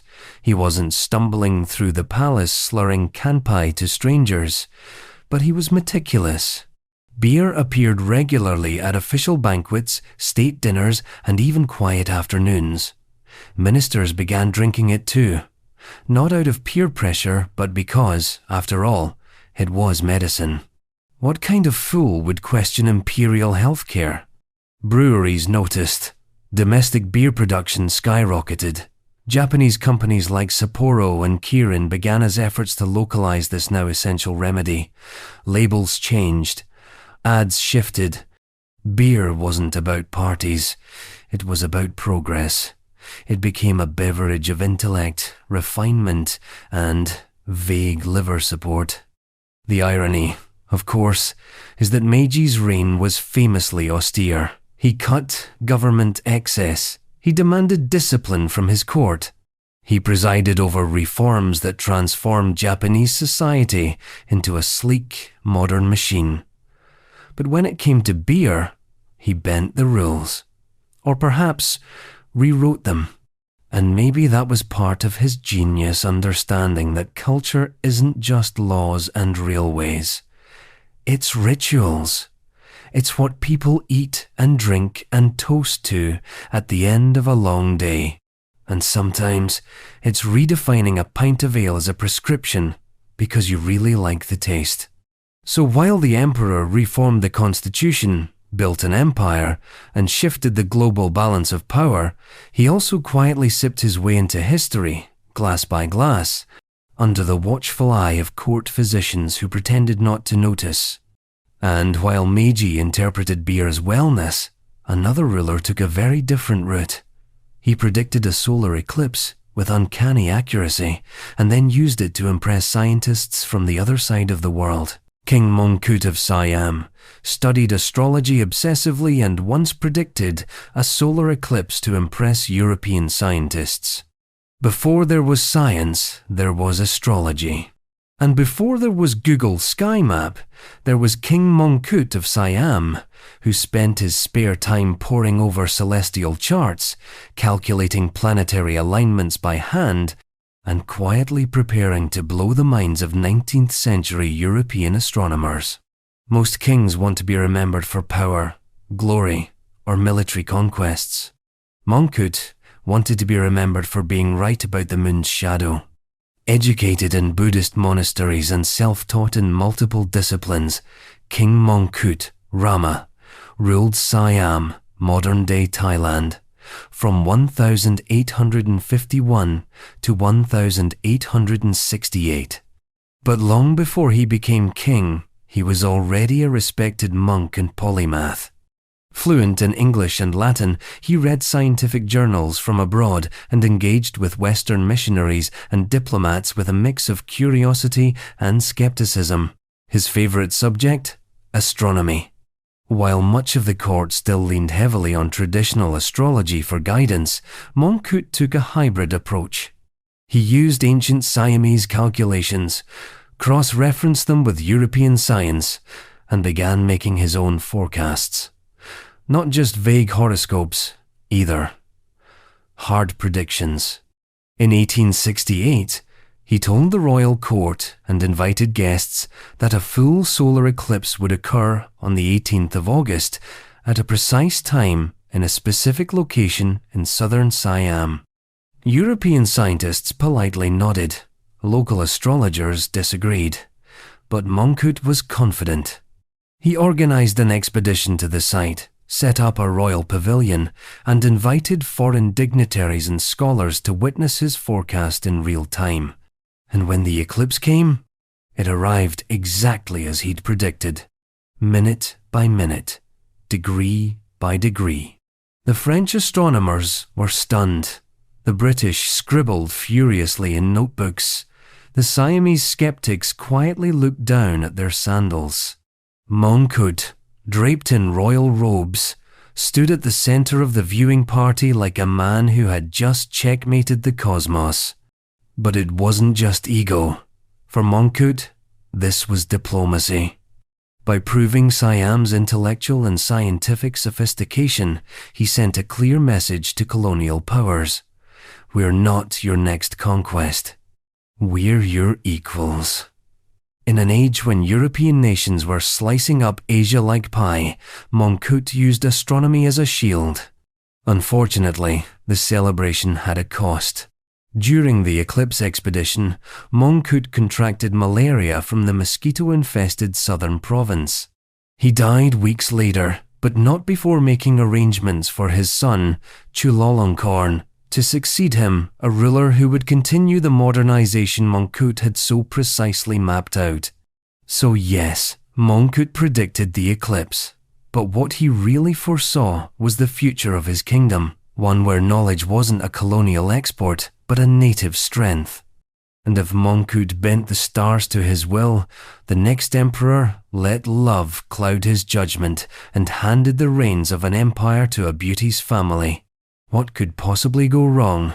Chinese Emperor Xuanzong was so obsessed with his beloved consort, Yang Guifei, that he let her family run the empire, causing chaos. Some rulers are blinded by ambition, others by ideology. Emperor Xuanzong of the Tang dynasty was blinded by love, or at least something dressed in silk and wearing too much perfume. At the height of his power in the 8th century, Xuanzong presided over one of China's golden ages. The Tang dynasty's art, culture, and economy flourished. Trade routes hummed, poetry blossomed, and palaces sparkled with imperial grandeur. But behind the shimmer stood a woman named Yang Guifei, and behind her stood a disaster waiting to happen. Yang was not just another court beauty. She was a legendary figure renowned for her elegance, wit, and musical talent. Xuanzong was smitten, utterly, publicly. He made her one of the few officially designated precious consorts, showered her with gifts, and reportedly delayed state meetings just to hear her play the pipa. But then came the mistake. He trusted her family. In a move that should set off alarm bells in every tragic dynasty, Xuanzong elevated Yang's relatives to positions of immense power. Her cousin, Yang Guozhong, was placed in charge of critical government roles including military appointments. It was nepotism on steroids, and it backfired spectacularly. Under Guozhong's watch, the empire's internal tensions boiled over. He mishandled the powerful general An Lushan, alienating him until he revolted, launching the catastrophic An Lushan rebellion. Millions died, the dynasty's golden age shattered like porcelain, and suddenly the emperor who once floated through scented gardens was running for his life. As rebels stormed the capital, Xuanzong fled with Yang and her entourage. Morale among his troops collapsed. They blamed Yang Guifei and eventually her. The soldiers demanded justice. Xuanzong, cornered by politics and grief, was forced to watch as the woman he adored was taken from him. Her death marked the tragic end of their imperial romance and the beginning of a long national decline. Historians have debated Xuanzong's motivations ever since. Was it blind love? Was it calculated indulgence? Or was he simply weary of ruling and grateful to hand the burden off to anyone who made life feel more poetic? Whatever the reason, the story endures. Not just as a tale of doomed affection, but as a cautionary legend. When emperors mistake intimacy for governance, the empire trembles. And speaking of trembling thrones, the next ruler didn't surround himself with schemers or generals. He preferred 11,000 women, which, yes, raises more questions than it answers. Caliph al-Muqtadir of Baghdad had 11,000 female slaves in his palace, many serving as singers, dancers, and entertainers. In the opulent heart of the Abbasid Caliphate, where the scent of sandalwood floated through marble corridors and poetry echoed beneath domes of gold, Caliph al-Muqtadir of Baghdad reigned not so much as a statesman, but as a connoisseur of spectacle. And nothing embodied that spectacle more than his legendary harem, 11,000 women, many of whom weren't just concubines, but singers, dancers, poets, and entertainers. Let that number sink in. 11,000. That's not a royal household. That's a mid-sized city with exceptionally high perfume consumption. These women lived within the walls of the palace complex, in pavilions and courtyards built explicitly for their accommodation. Their primary role was not political, but cultural. Al-Muqtadir, who ruled during the early 10th century, believed in surrounding himself with beauty, music, and charm. He would hold elaborate evening salons where performers showcased poetry, music, and dance. Many of the women were highly educated in the arts. Some even composed their own verse or wrote music that would later circulate among the elites of the caliphate. But for all the elegance, the sheer size of the harem reflected a deeper truth. Al-Muqtadir's reign was about appearances over substance. While Baghdad sparkled under chandeliers and garden lanterns, the empire beyond its walls was unraveling. Financial mismanagement, military instability, and factional power struggles flourished largely because the caliph, distracted by court pleasures, delegated authority to corrupt advisors and palace officials. The harem became a metaphor for the caliphate itself, sprawling, decadent, increasingly unsustainable.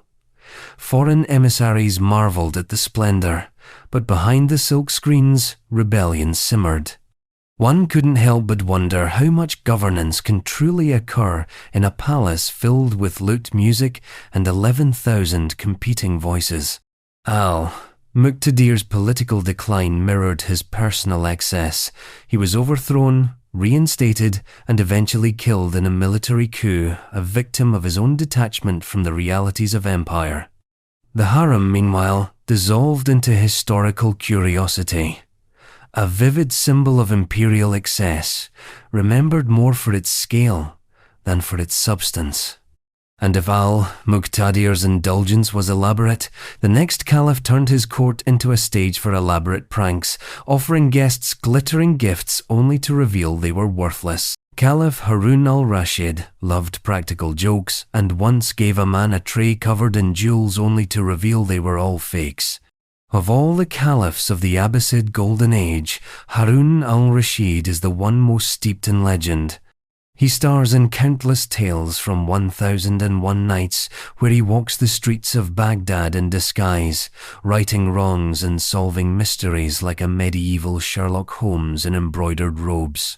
But beneath the folklore lies a ruler who genuinely enjoyed drama, riddles, and one very specific form of governance: the practical joke. Yes, the man who ruled the Islamic world's richest and most cultured empire had a sharp sense of humor and a long memory for revenge. The most infamous tale involves a courtier who had fallen out of favor. Harun summoned the man, pretended all was forgiven, and as a gesture of restored friendship, offered him a golden tray encrusted with what appeared to be diamonds, rubies, and emeralds. The court buzzed. The man wept with gratitude. He paraded the gift through the halls. For a moment, he was back in the good graces of power. Then, quietly, a servant whispered the truth. Everything was fake. Glass, gilded copper, shiny but worthless. It wasn't just a prank, it was a message. In Harun's court, favor was as fleeting as fortune. The tray glittered, but held no value, just like a title given one day and revoked the next. This wasn't a one-off. Harun was known for his love of dramatic irony. He would disguise himself to spy on his ministers. He'd arrange surprise visits to remote provinces. He enjoyed orchestrating elaborate scenarios to test the honesty of officials or the humility of scholars. Some he rewarded lavishly. Others, well, they got the tray. But despite his tricks, Harun wasn't an unserious man. He presided over a cultural renaissance. Baghdad became the intellectual capital of the world, with philosophers, scientists, and poets gathering in his court. The House of Wisdom, a famed center of learning, flourished under his patronage. Still, he couldn't resist the occasional stunt. Historians debate how many of these stories are true, how many were exaggerated, and how many were invented outright by storytellers. But, in a way, it doesn't matter. The enduring image of Harun is not just of a ruler, but of a man who knew that laughter could be power, too. But if Harun delighted in illusion, his Ottoman successor weaponized suspicion, drowning his concubines in a fit of jealousy so extreme, the palace doors may as well have been revolving. Ottoman Sultan Ibrahim the Mad had an entire palace of concubines drowned after suspecting infidelity. There are eccentric rulers, and then there's Sultan Ibrahim I, a man whose reign makes even the wildest royal tantrums look like polite disagreements at brunch. Known to history by the flattering nickname Ibrahim the Mad, the 17th century Ottoman Sultan inherited a powerful empire, but not the emotional stability to manage it. Raised in confinement for much of his early life, as was custom for Ottoman princes to prevent coups, Ibrahim emerged from his gilded cage with a cracked world view and a dangerously suspicious mind. What followed was a reign built on paranoia, indulgence, and abrupt outbursts of cruelty. The most infamous episode? His decision to drown his entire harem, hundreds of women, because he suspected infidelity. No trial, no proof, just a violent purge sparked by a rumor and carried out with disturbing efficiency. The harem, which had been a vibrant social and cultural institution, suddenly became a scene of tragedy. The women, many of whom were artists, musicians, or politically influential, were reduced to pawns in the Sultan's unraveling psyche. One day, they were serenading the ruler. The next, they were gone. Why? Historians still debate. Some blame court intrigue. Others point to Ibrahim's deteriorating mental state, worsened by isolation and manipulation from advisors. There are records of him exhibiting erratic behavior, obsessing over furs, commissioning absurdly expensive gifts for random palace members, and believing that touching certain objects could ward off curses. The Ottoman court, ever skilled at managing dysfunctional monarchs, tried to contain the damage. But eventually, enough was enough. Ibrahim was deposed by his own mother, a political force in her own right, and imprisoned. He was executed shortly thereafter.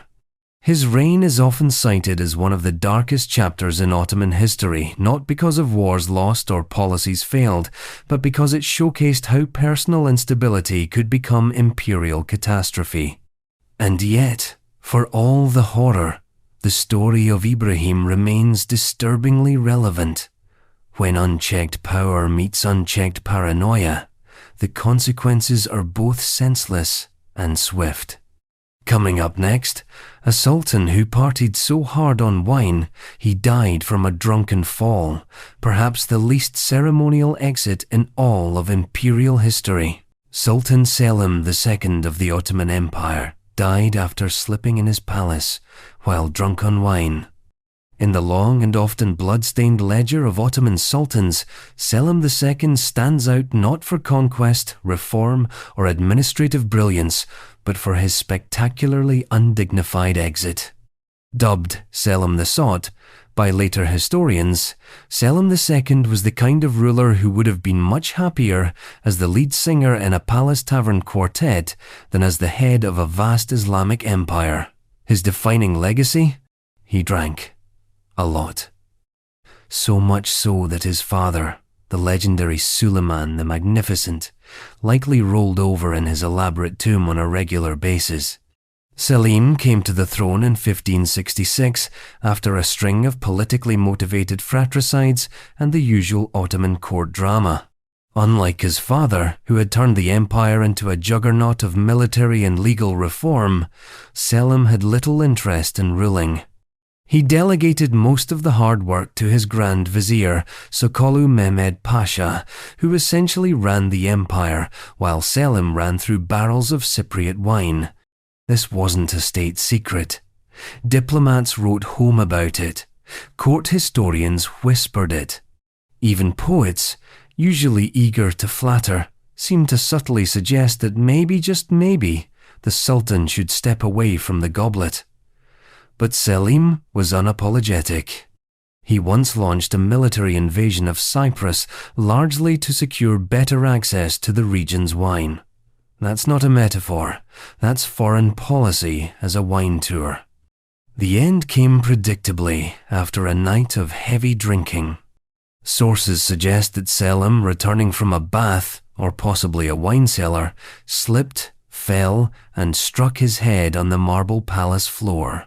He never recovered, no glorious battlefield. No political intrigue, just gravity, tile, and too much Shiraz. The court tried to soften the story, dressing it up in euphemism and ceremonial distraction, but the damage to Selim's reputation stuck. He was remembered less as a ruler and more as a cautionary tale, a man who inherited one of the world's most powerful empires and ruled it like a weekend guest in a luxury spa. And yet, one could argue that Selim understood something few sultans did, the futility of control. He didn't pretend to be a reformer. He didn't stage grandiose proclamations. He just indulged. And then he fell. Next in line, a Persian king who once punished the ocean itself, literally whipped it for disobeying him. Subtlety was not part of the royal toolkit. Persian King Xerxes, I once ordered his men to whip the sea with chains for sinking his fleet. Some monarchs rage against their enemies. Others rage against their advisors, their citizens, or the cruelty of fate. Xerxes I of Persia, however, raged against the ocean. Yes, the actual, physical sea. It happened during his infamous invasion of Greece around 480 BCE, an expedition that already reads like a cautionary tale about overconfidence. Xerxes had assembled a massive army, built pontoon bridges across the Hellespont, modern-day Dardanelles, and prepared to march westward in a grand display of imperial force. Nothing could stop him except, of course, weather. A sudden storm wrecked the bridges, ships were destroyed, plans were delayed, and Xerxes, in true imperial fashion, decided that the real villain here wasn't logistics or the natural unpredictability of maritime travel. It was the sea. So he punished it. He ordered his men to whip the waves, literally. Chains were dragged through the surf. The water was flogged 300 times. Red-hot irons were thrown into the deep. And to cap it all off, his heralds declared loudly, in full ceremony, that the sea was a wicked and disrespectful slave to the Persian crown. This wasn't symbolic theatre. It was meant as genuine retribution. The same way a king might punish a treacherous noble, Xerxes punished the ocean for misbehaving. There's even some debate over whether the soldiers involved were confused or traumatized or just going through the motions to avoid joining the waves themselves. It's both ridiculous and eerily consistent with Xerxes' worldview. As ruler of one of history's largest empires, he believed in cosmic order, a divine hierarchy, where kings stood just beneath the gods and everything else, including nature, should bow accordingly. This wasn't just about superstition, it was about power projection. To punish the sea was to demonstrate that not even the elements could defy Persian will. Never mind that the next few years would prove otherwise. His campaign in Greece would stall. He would lose at Salamis, and the Persian dream of total conquest would begin to unravel. But in that moment, with chains dragging through salt water, Xerxes sent a message not to the sea, which couldn't care less, but to the people watching from the shore. Your king will punish anything that resists him. Of course, some rulers preferred subtler tricks. Not hot irons or whips, but disguises, Jokes and elaborate pranks played on their unsuspecting subjects like Shah Abbas of Persia, who occasionally governed his empire while wearing a fake mustache. Shah Abbas of Persia used to walk incognito among his people in disguise, often playing pranks on them. You know you've reached a rare level of power when your favorite hobby is pretending you don't have any. Shah Abbas the Great of Persia, who reigned during the late 16th and early 17th centuries, wasn't just a shrewd military leader and savvy builder of trade routes. He was also the kind of monarch who would slap on a fake moustache, sneak out the palace gates, and roam the bazaars of Isfahan just to mess with people. He called it governance, others called it mischief.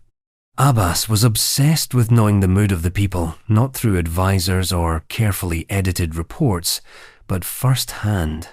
He wanted to hear what merchants said behind closed curtains, what peasants grumbled about over dinner. So he developed the habit of wandering among them in disguise. He dressed as a soldier, a farmer, a wandering Sufi. Occasionally, just a very chatty man who knew suspiciously much about Persian tax law. But here's the twist. Abbas didn't just eavesdrop, he intervened. He'd strike up conversations, offer advice, challenge corrupt officials in their own marketplaces. In one famous instance, he tricked a greedy merchant into overcharging him, then returned the next day in full royal regalia to publicly shame the man. And sometimes, he just played pranks. He once paid a group of beggars to pretend to be deaf and mute in front of a visiting ambassador, just to see how the man would react. In another story, he convinced a group of travelers that the Shah had died, and then watched their wildly inaccurate theories spiral out of control, only to reveal himself hours later and have a good laugh. This wasn't just play. Abbas believed strongly in personal rule, the idea that a good king should understand the lives of his people, not from a throne, but from a street corner.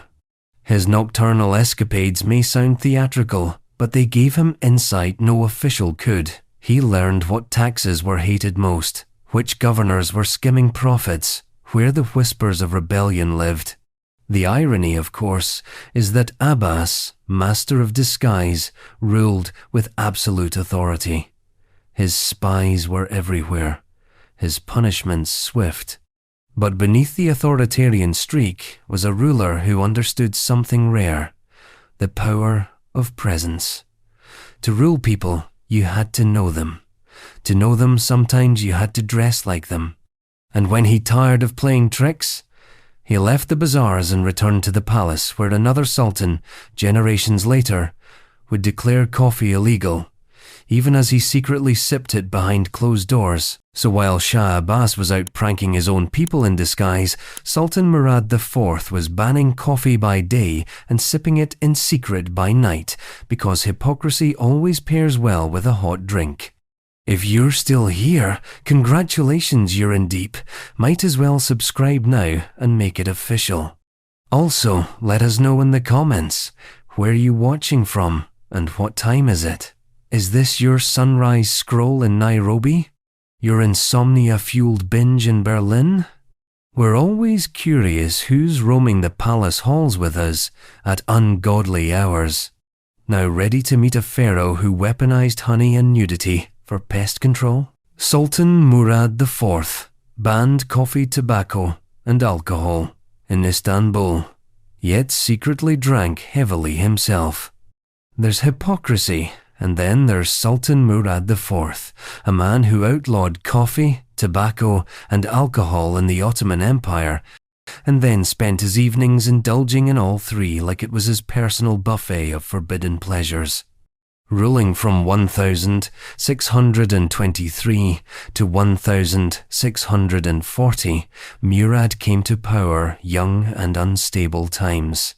His early reign was dominated by palace intrigue, economic chaos, and Janissary uprisings. By the time he seized personal control, he had resolved to bring order to the empire by any means necessary, and that meant cracking down on anything that hinted at dissent or, worse, conversation. You see, coffee houses weren't just about caffeine. In 17th century Istanbul, they were gathering places. People met there to drink strong black coffee, smoke tobacco recently introduced from the New World, and most dangerously talk politics. Murad saw them as breeding grounds for sedition, rumour, and revolutionary thought. So he banned them. Not lightly, with gusto. Murad sent out patrols. If anyone was caught drinking coffee or smoking tobacco, the punishment could be severe fines, beatings, even execution for repeat offenders. He personally disguised himself and roamed the streets at night, busting violators like a one-man Ottoman vice squad. His spies infiltrated cafes, his enforcers demolished benches. Rumour had it he once executed a man for sipping from a suspiciously dark cup. And yet, back at the palace, Murad's own cup runneth over. He was a heavy drinker, particularly fond of wine and arak, and it's widely believed he smoked in private as well. His coffee intake? Substantial. The hypocrisy was obvious to those close to him, but no one dared confront it. After all, Murad was also prone to sudden bursts of violence. He executed high-ranking officials on a whim and reportedly strangled his own brothers to prevent any future challenges to his rule. So why the double standard? For Murad, the bans weren't about morality, they were about control. Coffee and tobacco weren't dangerous because they were vices, they were dangerous because they created spaces where people talked, whispered, plotted. Murad's fear wasn't of stimulation, it was of organization. In banning coffee houses, he didn't eliminate vice, he just monopolized it. He made sure that pleasure was something he alone could afford, while his subjects remained disciplined and quiet. And perhaps it worked. For a while. He restored order, reformed the military, expanded imperial borders. But the cost was a court soaked in paranoia, a city silenced by fear, and an empire that had learned, once again, that truth and power rarely drink from the same cup. And while Murad waged war on the cafe scene, an Egyptian pharaoh came up with a much stranger solution to an even smaller problem: flies. Lots of them. Pharaoh Pepi II of Egypt disliked flies so much that he kept naked slaves, smeared in honey around him, as living fly traps. In the long, gold-dusted scroll of ancient Egypt's pharaohs, Pepi II holds a strange and sticky place. He reigned for more than 90 years, making him one of the longest reigning monarchs in history and one of the oddest. Because while other rulers were concerned with pyramids, politics, and pleasing the gods, Pepi II had one urgent royal dilemma: how to keep the flies off his royal person. His solution? Let's call it deeply inventive. According to ancient records, and more than a few eyebrow-raising retellings by classical historians, Pepi II disliked flies so intensely that he ordered naked slaves to be smeared in honey and stationed near him so that the flies would land on them instead. Think about the logistics. Someone had to apply the honey. Someone had to monitor the slave's stillness. Someone had to clean up the aftermath. This wasn't a one-time stunt, it was apparently a routine part of court life. A whole job category built around attracting insects away from a single man's skin. And here's the most astonishing part. It worked. At least in theory. Flies, ever the opportunists, swarmed the nearest sweet surface, leaving the pharaoh free to go about his day in relative peace. Now, one could argue this was just clever, a ruler with resources solving a problem using the tools available. But let's not ignore the layers. This wasn't pest control. It was theatrical pest control. Pepi didn't just want to avoid being bitten, he wanted to display his power over even the smallest inconveniences. Because that's what pharaohs did. They ruled the land, the river, the people, and apparently the insects. To show weakness, even to a gnat, was to risk divine imbalance. So instead, Pepi turned suffering into policy. What's telling is that this detail survives in historical memory more than any military campaign or building project of his reign.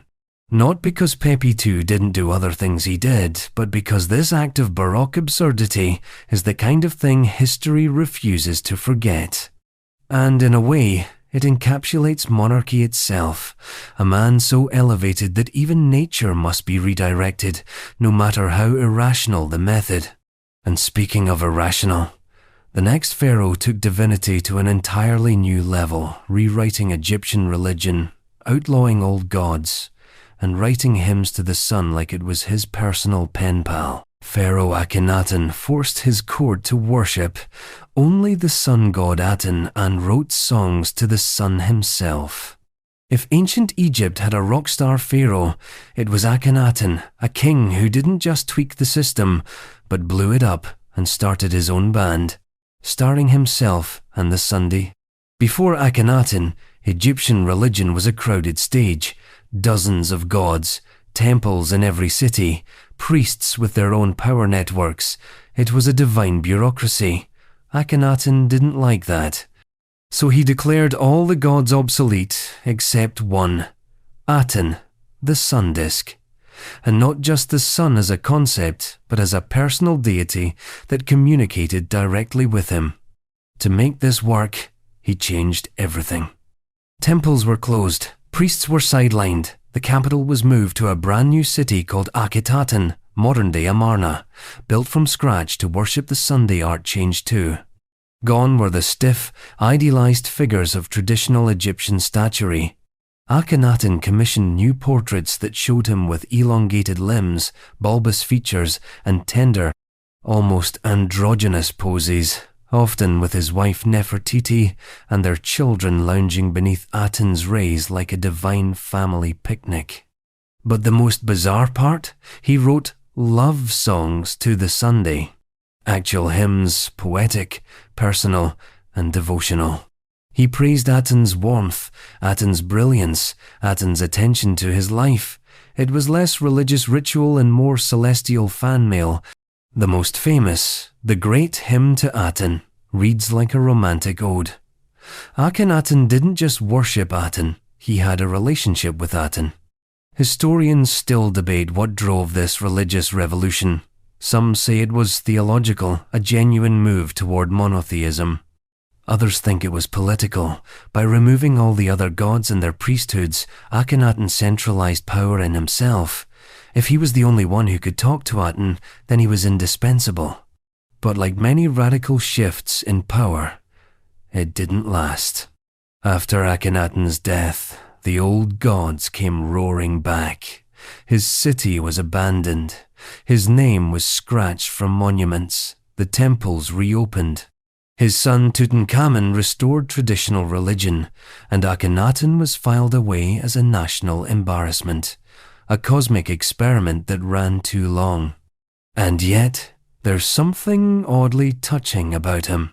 In an empire obsessed with order and tradition, here was one man standing alone in the desert, singing to the sun and asking it to listen.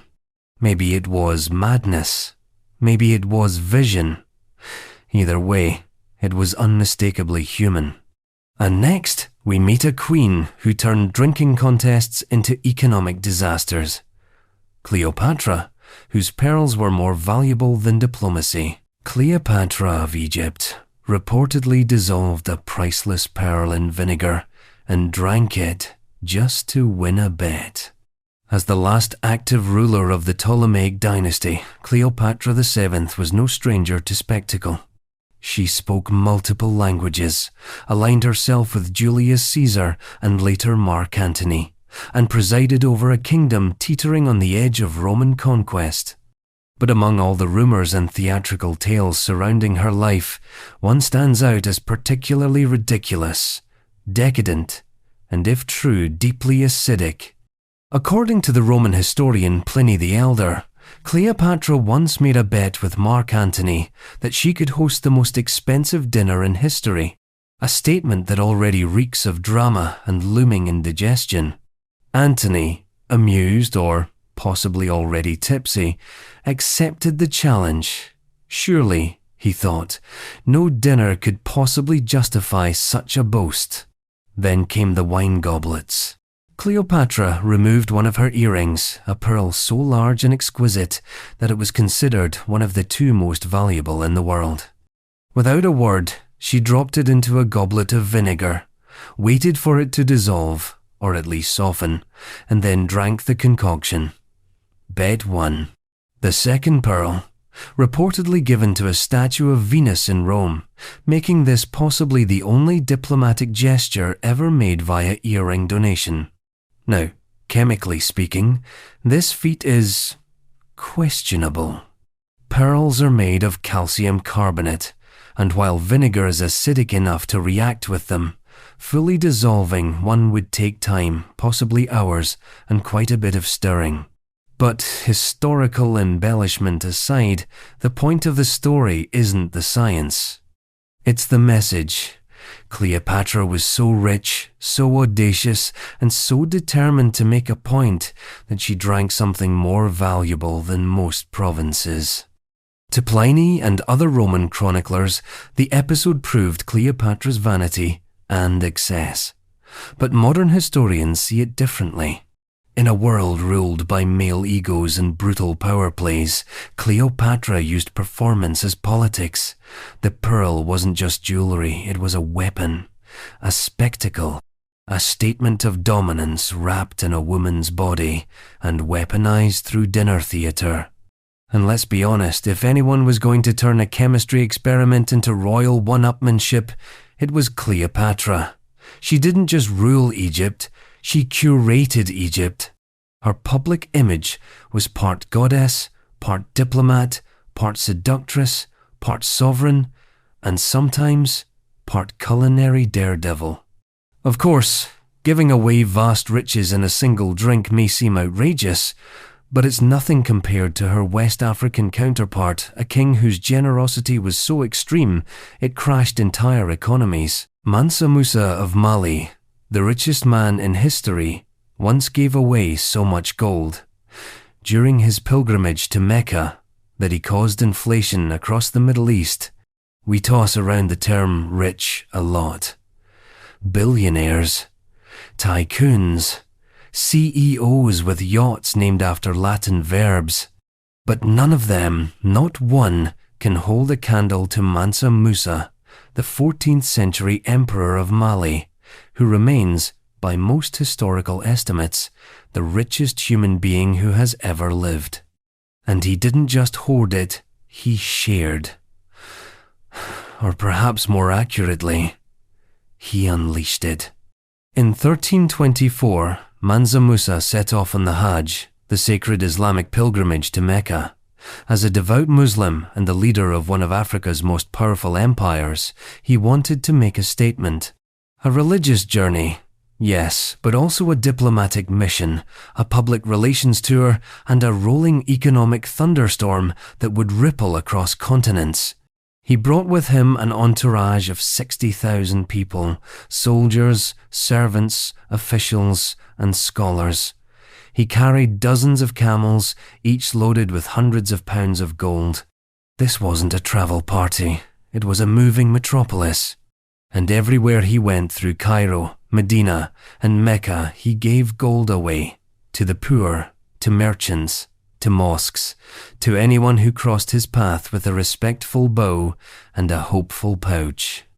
It was generosity on an imperial scale, but here's the kicker. He gave away so much gold that he disrupted local economies. The sudden influx of wealth caused massive inflation, devaluing gold in Egypt for over a decade. Prices skyrocketed, markets destabilized, traders panicked. Musa's pilgrimage became an economic cautionary tale, a golden tidal wave that no one could contain. Imagine being so rich that simply traveling becomes a financial event. Mansa Musa didn't apologize. He understood the optics. He was putting Mali, and by extension, Africa, on the map, literally. After his journey, European cartographers began including West Africa on their maps, often with illustrations of a black king sitting on a golden throne, holding a nugget the size of a melon. But behind the wealth was strategic genius. Musa expanded trade routes, built mosques and universities, and turned Timbuktu into a center of Islamic learning. He wasn't just throwing money around for fun, he was branding an empire, one gold coin at a time. Of course, not all royal grief was solved with gold. Some rulers, when mourning, chose a path not of generosity, but of grief-fueled tyranny. Like the warrior king who banned milk and crops for an entire year because his mother died, King Shaka Zulu imposed bizarre mourning rituals, including banning the planting of crops and the drinking of milk for a year after his mother's death. In the early 19th century, Southern Africa witnessed the rise of one of its most formidable military tacticians, King Shaka Zulu. Ruthless, brilliant, and battle-hardened, Shaka revolutionized warfare with new tactics, restructured the Zulu army into a disciplined machine, and expanded his kingdom through relentless conquest. But when his mother, Nandi, died in 1827, something inside the iron-willed king broke, and what followed was a national grieving process so extreme it bordered on surreal. Shaka didn't just mourn, he legislated mourning. He declared that no crops were to be planted for an entire year, no milk was to be consumed, no festivals, no weddings, no singing. Pregnant women were forbidden from giving birth under penalty of death. If they did, the child and sometimes the mother would be executed. The nation was expected to stop living in honor of one woman's death. This wasn't a gentle spiritual tribute, it was grief as tyranny. The people of the Zulu kingdom, already used to strict military rule, were now starving and terrified. Shaka's spies enforced the bans. His soldiers punished violators. Even the cows suffered. Thousands were slaughtered because, in Shaka's mind, if people couldn't drink milk, then no one could. Why such extremes? Some say Shaka's bond with his mother was unusually intense. She had protected him during his early years when he was cast out by his father's family. She had stood by him as he rose to power. Her death, then, was not just personal loss, it was emotional collapse disguised as national policy. Others argue it was political theatre, a brutal show of control to silence rivals and remind his people of who held absolute authority. Whatever the reason, the result was catastrophic. The people suffered, the land withered, and Shaka's inner circle began to whisper. Months later, he was assassinated by his own half-brother, who took power and swiftly ended the mourning decrees. Yet, even in death, Shaka's legacy endured. His military innovations shaped Southern Africa for generations. But so too did the memory of that long, bitter year when grief became law and mourning became a weapon. And speaking of royal remedies, our next emperor believed that drinking ink from the Bible could cure his illness. Because when medicine fails, sometimes scripture gets a little too literal. Ethiopian Emperor Menelik II believed drinking ink from the Bible would cure his illness. In the long lineage of monarchs who blurred the lines between faith and health, Emperor Menelik II of Ethiopia earns a top-tier spot not for his conquests or his diplomacy, though he had both in abundance, but for his belief that drinking pages from the Bible, ink and all, might be the ultimate cure for illness. Yes, you read that correctly. Late in life, as Menelik's health began to decline, plagued by episodes believed to be strokes, the emperor took an unconventional turn toward scriptural medicine. While his court doctors tried herbs, salves, and whatever passed for neurology in late 19th century Ethiopia, Menelik went for the direct approach. he began ingesting pages of the Bible, believing the holy words would literally heal him from within. He didn't just read scripture, he consumed it. And not metaphorically. He had the sacred pages soaked, mashed, and mixed into a kind of digestible pulp. The ink, presumably not intended for gastrointestinal use, was swallowed alongside the paper. The hope? Divine intervention by way of digestion. Now, in his defense, Menelik was a deeply devout Christian. He viewed the Bible as the ultimate authority, morally, spiritually, and apparently medically. This wasn't an act of desperation so much as consuming what he believed to be the most powerful text in existence. If you think of prayer as medicine for the soul, Menelik just assumed it might help the body too, especially if taken in large, page-sized doses. The irony is that Menelik was, in most respects, a remarkably modernizing monarch. He introduced railroads, telephones, and postal systems to Ethiopia. He defeated the Italians at the Battle of Adwa in 1896, one of the most stunning victories of an African army against a European power during the colonial period. He built a new capital, Addis Ababa, and centralized imperial power. But even progressive emperors have their blind spots. As his illness worsened, his consumption of scripture intensified. The Bible's physical text became both sacrament and supplement. Whether this comforted him or merely prolonged his suffering is unknown. He died in 1913, not from a lack of piety, but perhaps from the limits of even the most devout optimism. And perhaps that's the core of this story, the paradox of a man both futurist and fatalist, who built telegraph lines by day and drank ink by night. Progress in one hand, faith in the other.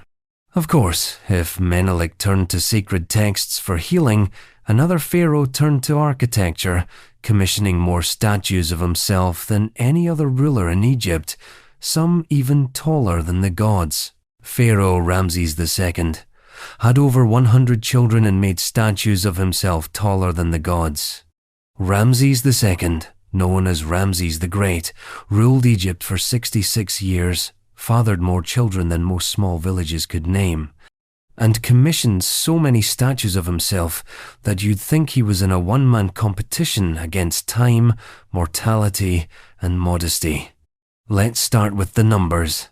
Historians estimate Ramses fathered at least 100 children, possibly more. His harem system was vast, and he built tombs and temples not just for himself, but for many of his wives and children. While ancient Egyptian rulers often had large families, Ramses seemed determined to populate the royal court with his own descendants, as if sheer quantity would ensure dynastic immortality. And then there were the statues. Massive, looming, stone effigies of Ramses were scattered across the empire. You could barely throw a lotus flower without hitting a carving of his face. But perhaps most famously, in the great temples of Abu Simbel, he had 4 colossal seated statues of himself carved into the cliffs, each over 60 feet tall, towering, serene, unmistakably Ramses. The catch? Those statues sat side by side with smaller statues of the gods, as in, Ramses made himself physically larger than the divine beings he was supposedly beneath. Subtle, right? In Egyptian religious tradition, the pharaoh was considered semi-divine, the intermediary between gods and mortals. But Ramses? He nudged the needle. Just a bit. Enough to make it clear. He wasn't just endorsed by the gods, he was outperforming them in public relations. And the imagery didn't stop with stone. In battle scenes, Ramses is depicted single-handedly defeating entire armies, while his soldiers look on like background dancers. In reality, military victories like the famous Battle of Kadesh were closer to stalemates, but Ramses spun them into epics of personal valor. He was a master of the ancient equivalent of state media. But behind the grandeur, there was strategy. Ramses knew that to rule for decades in a competitive, often fractious ancient world, you had to control narrative. Every temple was a monument to stability. Every statue, a silent reminder of continuity. Every child, a potential ally in the court. He died at around 90, a remarkable age for the ancient world, and left behind a reputation as Egypt's greatest builder and self-promoter. Whether he truly believed he was superior to the gods is unclear, but he certainly built like he wanted them to notice. And while Ramses aimed to impress deities, the next ruler on our list was content to impress his taste buds, drinking 50 cups of hot chocolate a day, sometimes with chili peppers, because when you're an emperor, breakfast is just the start of your empire. Emperor Montezuma II of the Aztecs drank 50 cups of hot chocolate daily, sometimes flavored with chili peppers. Before European explorers brought cacao to the rest of the world, before chocolate bars, fondue fountains, or double mocha lattes, there was Montezuma II, Aztec emperor and devout chocophile, whose daily routine included consuming up to 50 golden goblets of hot chocolate. 50. And not the kind of chocolate you'd sip by the fire on a snowy evening.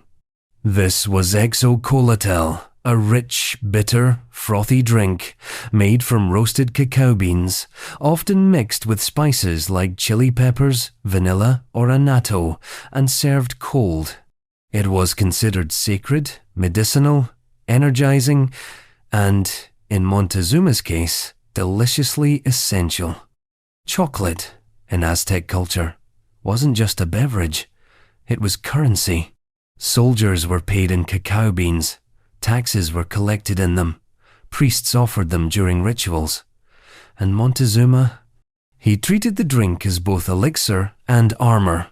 He believed it enhanced vitality, boosted stamina, and heightened mental clarity, qualities crucial to the business of empire running.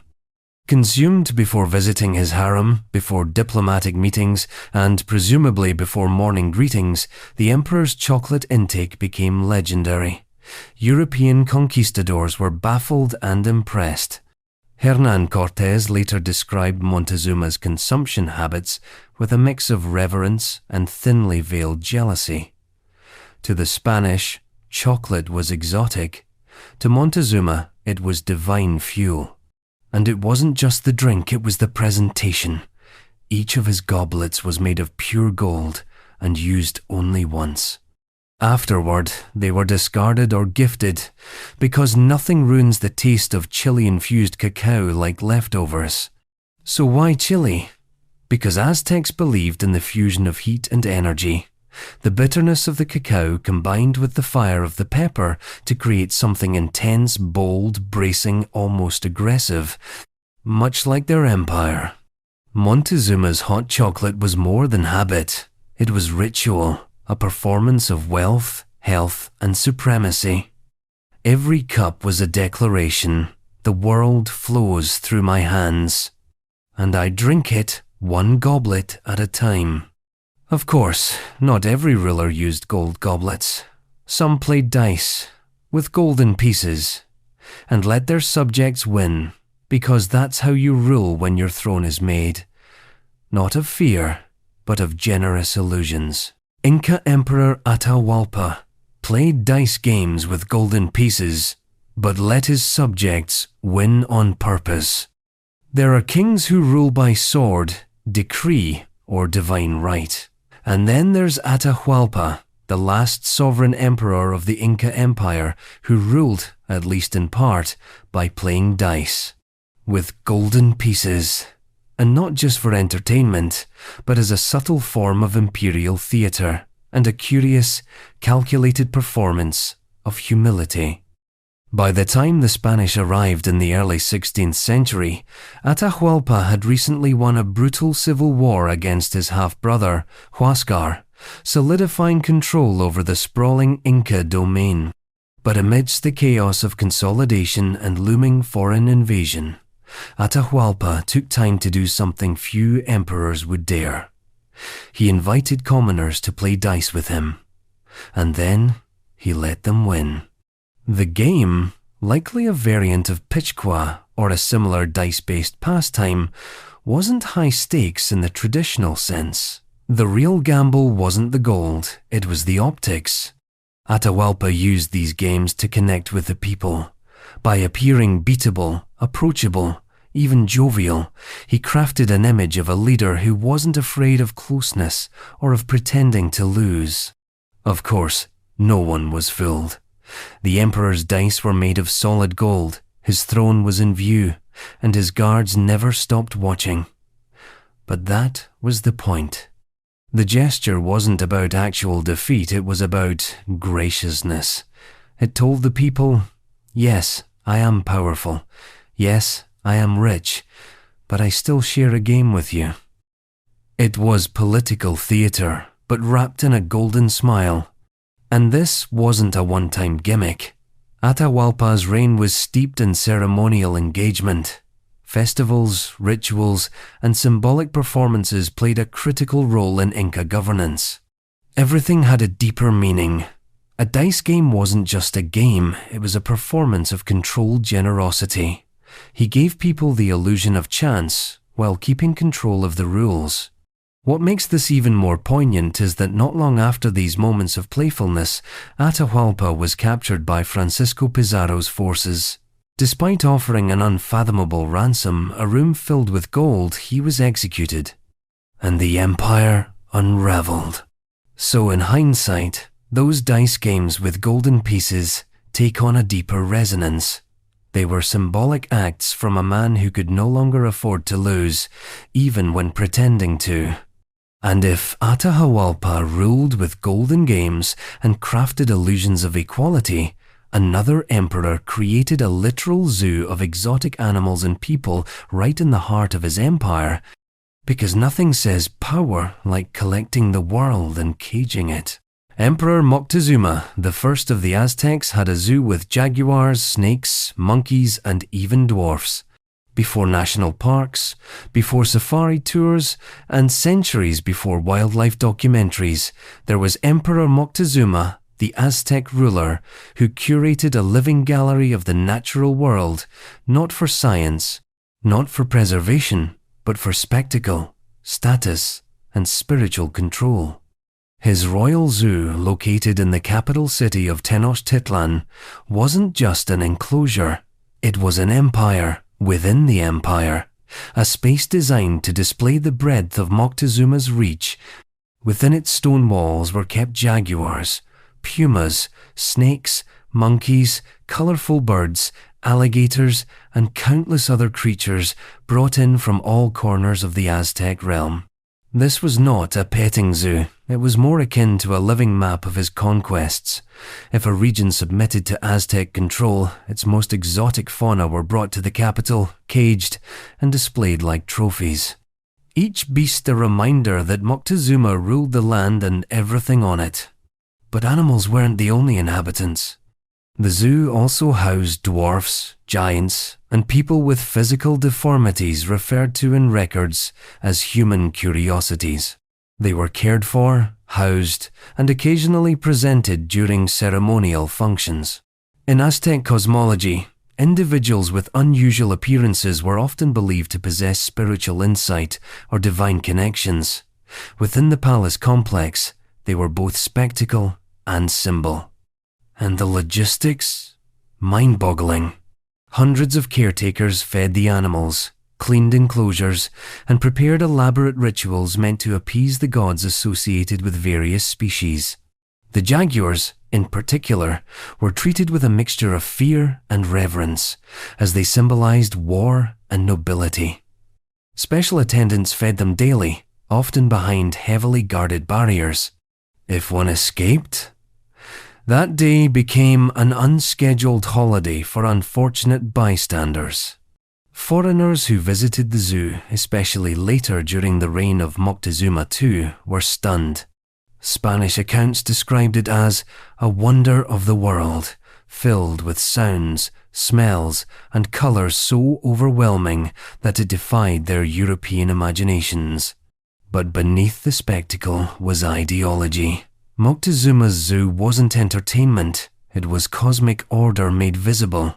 Every creature had a spiritual role, every enclosure mirrored some facet of Aztec mythology.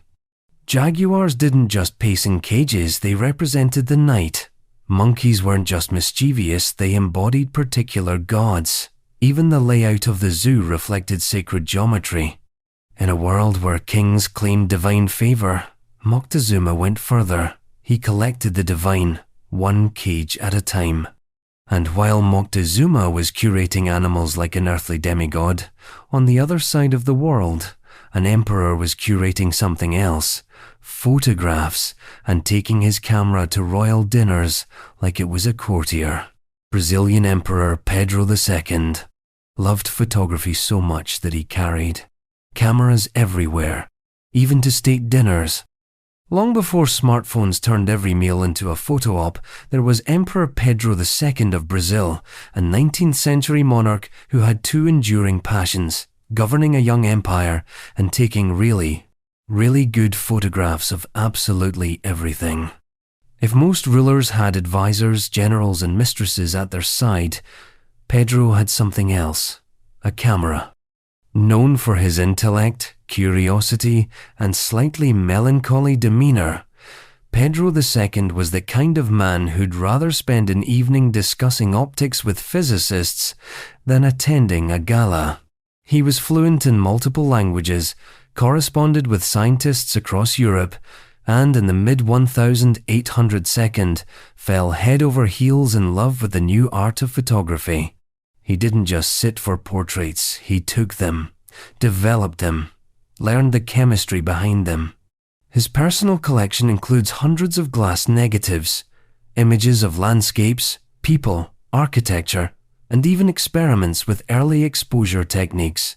When he traveled abroad, he brought his own equipment. While visiting the US, he impressed Thomas Edison with his technical know-how. Queen Victoria, by contrast, was confused but intrigued. And yes, he brought cameras to state dinners. Imagine the scene. Tuxedos, silverware, chandeliers, and at the center of it all, a royal figure quietly adjusting his lens, trying to capture the candlelight on a diplomatic centerpiece. Some dignitaries found it charming, others less so. But Pedro didn't care. For him, photography wasn't just hobby, it was immersion in the real. A ruler staring directly at his empire and freezing it in time. He once said, "I am not a ruler by desire, but by duty. My passion is knowledge." And it showed. His palace library contained more books than some European universities. He funded artists, inventors, and early scientists with royal stipends. When not ruling Brazil, he was essentially its unofficial minister of curiosity. Ironically, despite his modern mind, he was overthrown in a military coup in 1889. The monarchy was abolished. Pedro, heartbroken but dignified, went into exile in Europe, taking his cameras with him. He died in Paris, far from the empire he once captured frame by frame. But his photographs remain, a visual diary of a monarch who ruled not with grandeur, but with a lens. And if Pedro found peace through portraits, the next king found victory not through strategy, but by catching his enemies with a giant fishing net. Because why conquer your foes when you can scoop them like sardines? Hawaiian King Kamehameha, I once used a massive net to catch enemies like fish during battle. In the annals of military history, you'll find plenty of famous battlefield strategies, flanking maneuvers, cavalry charges, guerrilla ambushes. Then there's King Kamehameha I of Hawaii, who in a moment of sheer tactical brilliance or cinematic absurdity once used a giant fishing net to catch his enemies, not metaphorically, literally. Known as Kamehameha the Great, this monarch united the Hawaiian Islands through a mix of diplomacy, warfare, and shrewd alliances. He was a formidable warrior and a visionary leader, but also a man deeply connected to the land and sea. So when faced with the challenge of subduing rival chiefs during his campaigns to unify the islands in the late 18th century, Kamehameha did what only a ruler raised in Polynesian martial tradition might do. He used a traditional net meant for catching fish to trap enemy warriors. The story, passed down through Hawaiian oral tradition and recorded by early Western observers, recounts a key battle in which Kamehameha's forces lured a rival faction into a narrow valley. The geography was perfect: steep cliffs, a narrow pass, and plenty of natural choke points. As the rival warriors marched forward, confident in their numbers, Kamehameha's men flanked them not with spears but with an enormous woven net. It was strong, flexible, and large enough to ensnare dozens. Warriors became entangled, unable to move or fight. What followed was not a traditional skirmish, but a logistical collapse of the enemy line. It was one part battle, one part improvisational theatre, and completely devastating for those caught inside. The genius of the tactic lay in its unexpectedness. No army expects to be fished. But for Kamehameha, the net wasn't just a tool, it was a metaphor.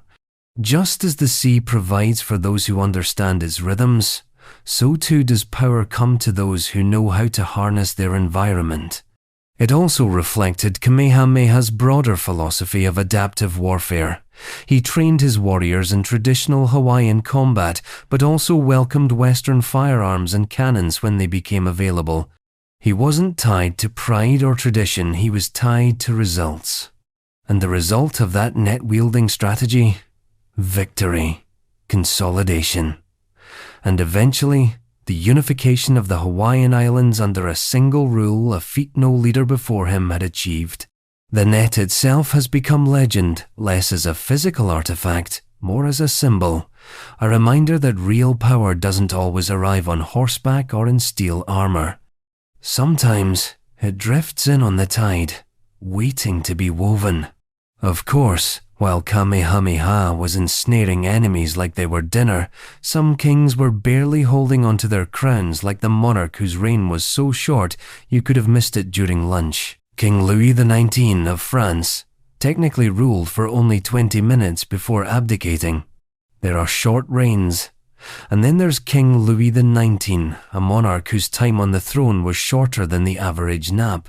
In fact, unless you were watching the French political news with a stopwatch on the 2nd of July, 1830, you likely missed it entirely, because Louis XIX was King of France for just 20 minutes. Yes, 20. Let's rewind. In the summer of 1830, France was a political powder keg. King Charles X, a staunch ultra-royalist, had pushed too far with repressive ordinances, sparking the July Revolution. Riots erupted in Paris. Citizens took to the streets. The Bourbon monarchy, freshly restored after Napoleon's exile, was unraveling yet again. Faced with mounting pressure and zero allies, Charles X agreed to abdicate and passed the crown to his son, the Duke of Angoulême, a.k.a. Louis Antoine, who, upon accepting the abdication, officially became King Louis XI IX.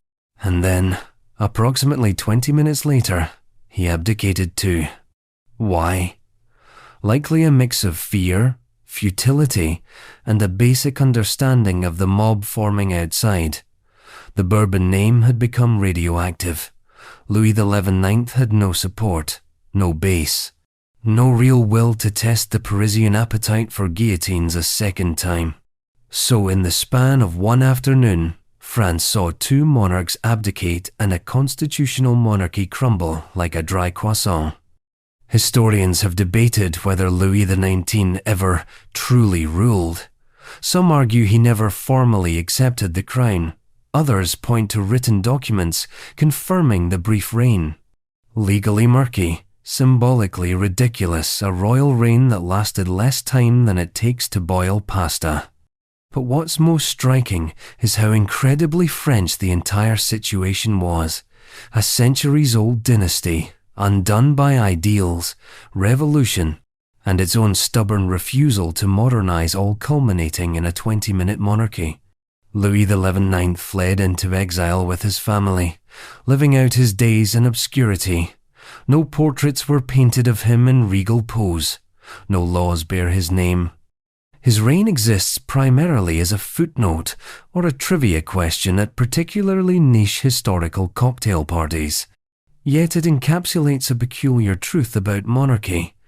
The crown is only as heavy as the people let it be, and sometimes it slips off before you've even adjusted the velvet lining. And while Louis XC's reign could fit neatly into a coffee break, the next king made time for a far longer habit. Smoking to the tune of 200 cigarettes a day, puffed with the regal boredom of a monarch with nothing left to burn but his lungs. King Zog I of Albania smoked about 200 cigarettes a day. Every royal has their vice. Some build palaces, others collect mistresses, manuscripts, or medals. But King Zog I of Albania, monarch, dictator, and walking contradiction, preferred his vice inhaled, one nicotine-soaked puff at a time. By the time he was ousted from the throne in 1939, Zog was reportedly smoking up to 200 cigarettes a day. That's 10 packs. 10. A minute-by-minute exercise in respiratory roulette, performed with the nonchalance of a man who'd already outlasted assassins, foreign invaders, and at least one financial scandal. Born Ahmet Muhtar Zagali, Zog rose to power during the post-Ottoman chaos of the early 20th century. He declared himself king of the Albanians in 1928, transforming the struggling republic into a monarchy with himself as its glittering, if slightly anxious, centerpiece. His rule was authoritarian, but oddly modern, balancing progressive reforms with ruthless suppression of dissent. And through it all, smoke. Whether in meetings, motorcades, or meandering monologues, Zog chain-smoked his way through history. His fingers were perpetually yellowed. His palace, a foggy cloud of Turkish tobacco and French imports. Advisors joked that you could follow him blindfolded by the smell alone. Why so much smoking? Well, consider the context. Zog survived over 50 assassination attempts, many in broad daylight, some during parliamentary sessions. One infamous incident occurred in 1931 when gunmen opened fire on him outside a Vienna opera house. Zog, ever the dramatist, reportedly drew his own pistol and fired back, James Bond style. So, perhaps the cigarettes weren't just a habit, they were ritual. A steady inhale in a world where bullets were always one rumor away. Or maybe, as some biographers suggest, Zog believed the smoke gave him a sort of cinematic mystique, a blend of Eastern potentate and Western gangster. He lived in exile after the Italian invasion, bouncing between countries, trailing cigarette ash and broken dreams. But even as his power faded, the cigarettes remained. He died in 1961, of natural causes. Not assassination, not war, not coup. Just the quiet surrender of a man who had burned the candle and everything else at both ends. Zog's legacy today is complex, part tyrant, part reformer, part eccentric. But his nicotine habit? That was pure royal absurdity. Next, a prince so bafflingly revered in a distant land, he somehow became a god to a tribe halfway across the world. Prince Philip of Britain was worshipped as a god by a tribe in Vanuatu. In the grand theatre of royalty, few roles have taken as unexpected a turn as that of Prince Philip, Duke of Edinburgh consort to Queen Elizabeth II, occasional foot-and-mouth gaff machine, and in one tiny South Pacific village, a literal god. Yes, a god.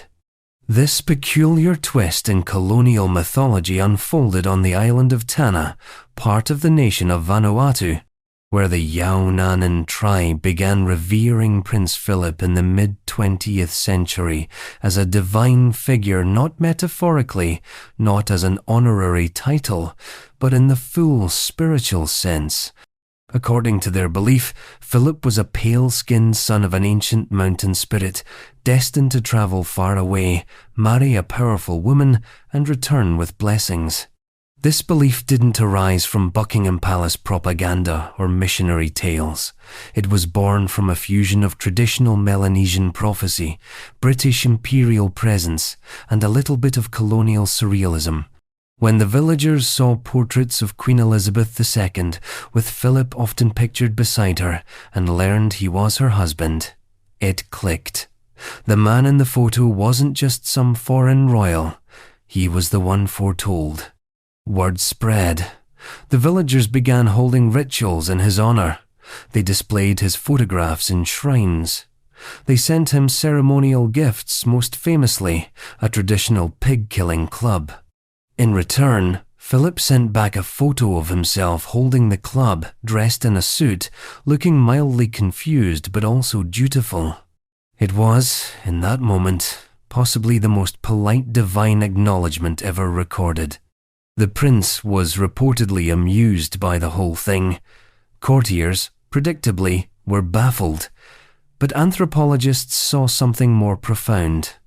In the aftermath of colonial rule, tribal communities often repurposed the symbols of their former rulers into something new, local, and sacred. This wasn't naivety, it was adaptation. And so the worship continued. Year after year, the prince remained a fixture in village mythology. When he passed away in 2021, the tribe mourned him with ceremonies and songs. They held a sacred gathering to commemorate his spirit and reaffirm their belief that he would return in spiritual form to bring peace and abundance. What's remarkable isn't the eccentricity of this belief, but how seriously it was treated not just by the villagers, but by the royal family. No mocking press release, no dismissive statements, just quiet acknowledgement, a tacit understanding that sometimes, even in the global chess game of monarchy, the board flips. And if Prince Philip's celestial career was unexpected, the next emperor's reign was somehow more surreal, a man who ruled a country that didn't exist and printed his own money anyway. Emperor Norton I of the United States, self-declared, issued his own currency, which locals happily accepted.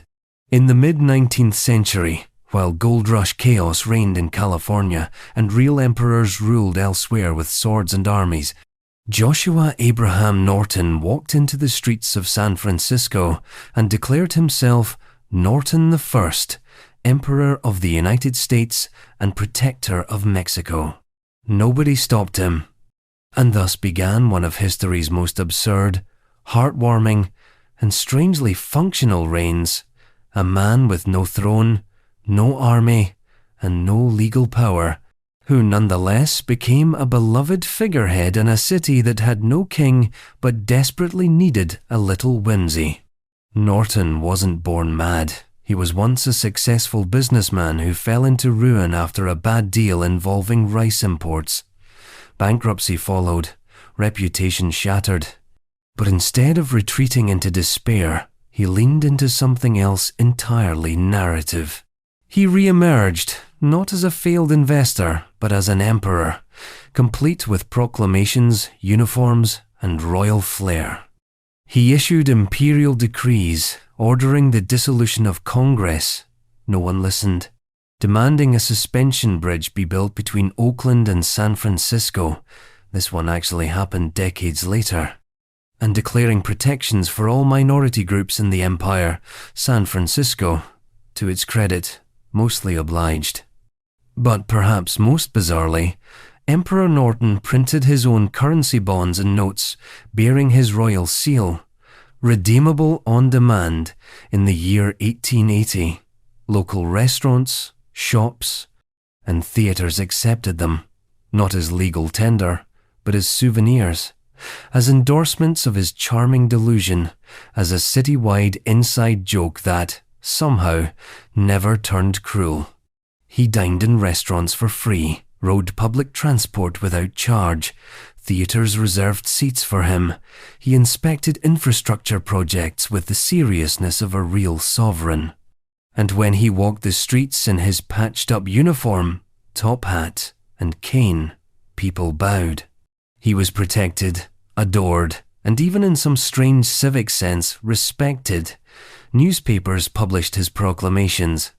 The police once arrested him for vagrancy, but public outrage led to an apology and a formal edict from the police chief ordering officers to salute Emperor Norton on sight.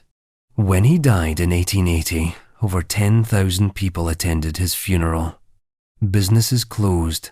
Obituaries hailed him as a beloved eccentric. He was buried with honors.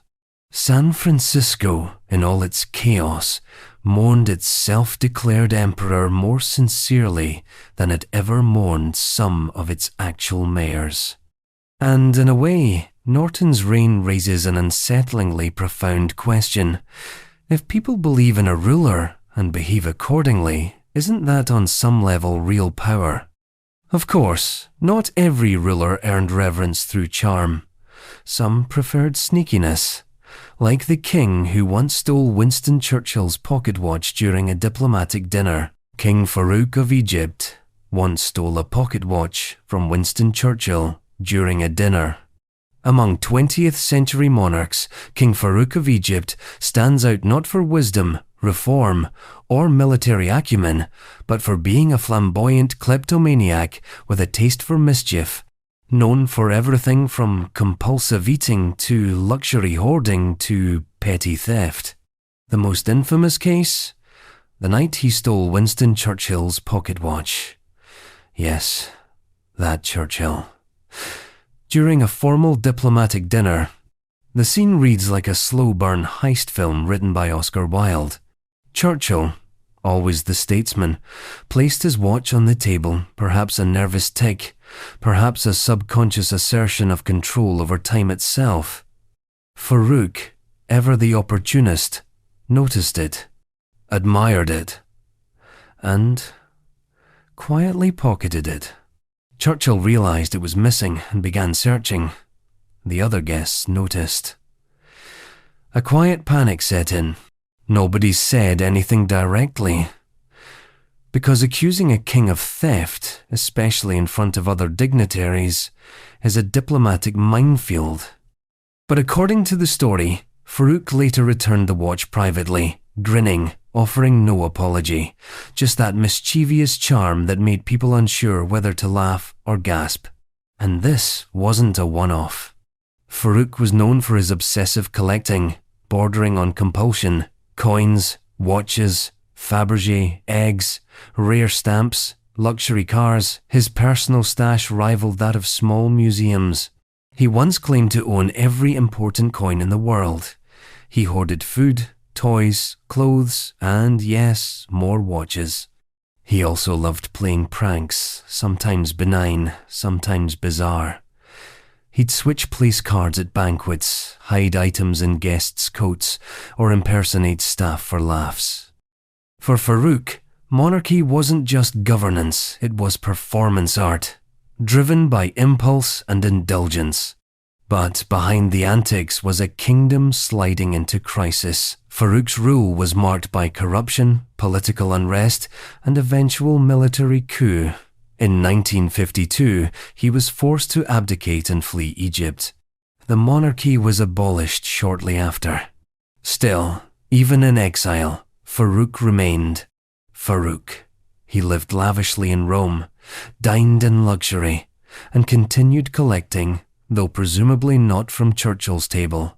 He died young after a particularly indulgent meal, a man who lived as if reality were a suggestion, and consequences always a day late. His life reminds us that not all royalty is regal. Some are just rich children in adult bodies, given a nation to mismanage and a dining room full of silverware to borrow. And if you thought that was embarrassing, wait till you meet the king who accidentally starred in Spain's first X-rated film by way of a leaked private collection. King Alfonso XIII of Spain appeared in the first X-rated film in Spain by accident when his private porn collection leaked. When most people think of royalty and cinema, they imagine ceremonial openings of film festivals, ribbon cutting at cultural institutions, and maybe a monarch awkwardly clapping during an arts grant announcement. King Alfonso XIII of Spain, however, managed to get entangled in cinematic history in a very different and thoroughly unintended way. Let's start at the top. Alfonso XIII reigned from birth in 1886, becoming the constitutional monarch of Spain during one of the most politically chaotic periods in the country's modern history. By the early 20th century, he was juggling military disasters, rising republicanism, anarchist movements, and a press corps that grew bolder by the headline. But amid all this turbulence, Alfonso found time for an unexpected side project.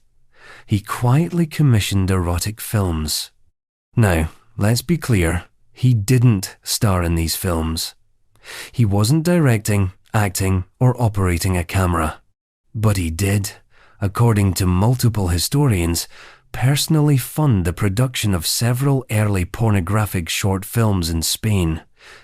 Not for art, not for science, just because he could. The project was secret.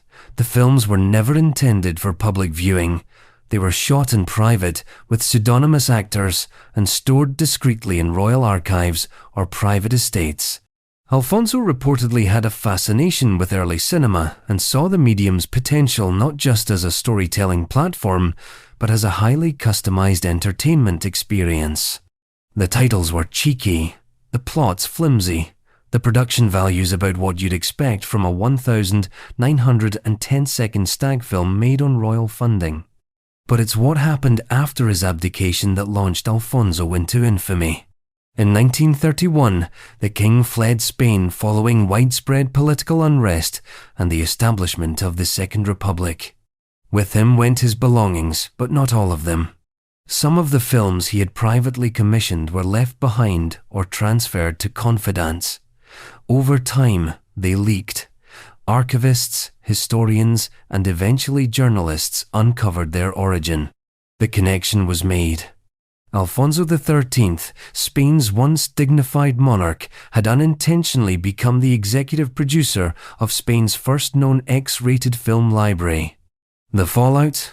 Well, Alfonso was already in exile, disgraced for political, not cinematic, reasons.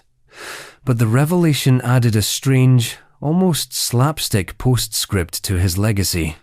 For a king who spent his reign walking the tightrope between tradition and modernity, the fact that he ended up associated with risque celluloid reels feels darkly poetic, a monarch dethroned not by revolution alone, but by forgotten reels and poor filing decisions. The story raises a fascinating question. Can one accidentally make film history? Alfonso did. Not by standing on set, but by funding shadows and forgetting where he left them. And if Alfonso's legacy was wrapped in film reels and scandal, the next king's legacy was far more architectural, involving mistresses, Versailles, and a suspiciously well-groomed deer park that had nothing to do with deer. King Louis XV of France kept a secret deer park at Versailles filled with mistresses disguised as shepherdesses. When most people picture Versailles, they think of golden gates, manicured gardens, and aristocratic excess coated in Rococo charm. But tucked away within the grand sprawl of that gilded palace was a more curious creation, one that combined pastoral fantasy, royal libido, and theatrical misdirection. It was called Parc aux Cerfs, or the Deer Park. But make no mistake, there were no deer. Only young women. Hand-selected, Veiled in secrecy and cloaked in euphemism, these women were brought to a discreet section of the palace grounds, where they were housed, pampered, and occasionally costumed as shepherdesses, all under the quiet supervision of the king's valet and a shadowy network of intermediaries. Their real role? To serve as private companions to King Louis XV and to help him maintain the illusion of gentlemanly distance from the chaos of court. It was Versailles, after all. Appearances mattered. Louis XV, known as Louis the Beloved early in his reign, eventually became more accurately remembered as Louis the Indulgent. By the time he established the Deer Park in the mid-18th century, his political power was waning, the economy faltering, and public sentiment souring. But inside his carefully curated bubble of faux pastoral bliss, the king was living in a kind of pre-Netflix escapist fantasy, complete with silk ribbons and powdered wigs. Each shepherdess had her own apartment. They were given expensive gifts, fine clothing, and often pensions upon leaving. It wasn't exactly imprisonment, but neither was it autonomy. Many of the women were barely teenagers when first brought in, and they entered a world where the lines between fantasy, flattery, and obligation blurred into velvet wallpaper. And the irony? Louis XV thought this setup made him more discreet. Unlike his grandfather Louis XIV, whose mistresses were displayed publicly like state ministers, Louis XV kept his Deer Park quiet, tucked away, sanitized with euphemism. But Versailles had ears. Rumors leaked, satirical pamphlets circulated, and by the time Louis XV was an old man, the image of the once beloved king had morphed into that of a faded libertine, surrounded not by power but by perfume and pretense. His mistresses had become metaphors for his detachment, his opulence, and his inability to adapt. The Deer Park was eventually shut down, but its legend endured as a symbol of a monarchy increasingly out of touch, wrapped in costume dramas while the nation's mood darkened. And with that, we come to the end of a royal parade of ridiculousness. From glass-bodied kings and hot chocolate emperors to net-wielding warriors and ink-drinking sovereigns, one thing becomes clear. Monarchy isn't just power, it's performance. And sometimes the most absurd acts leave the most unforgettable legacies.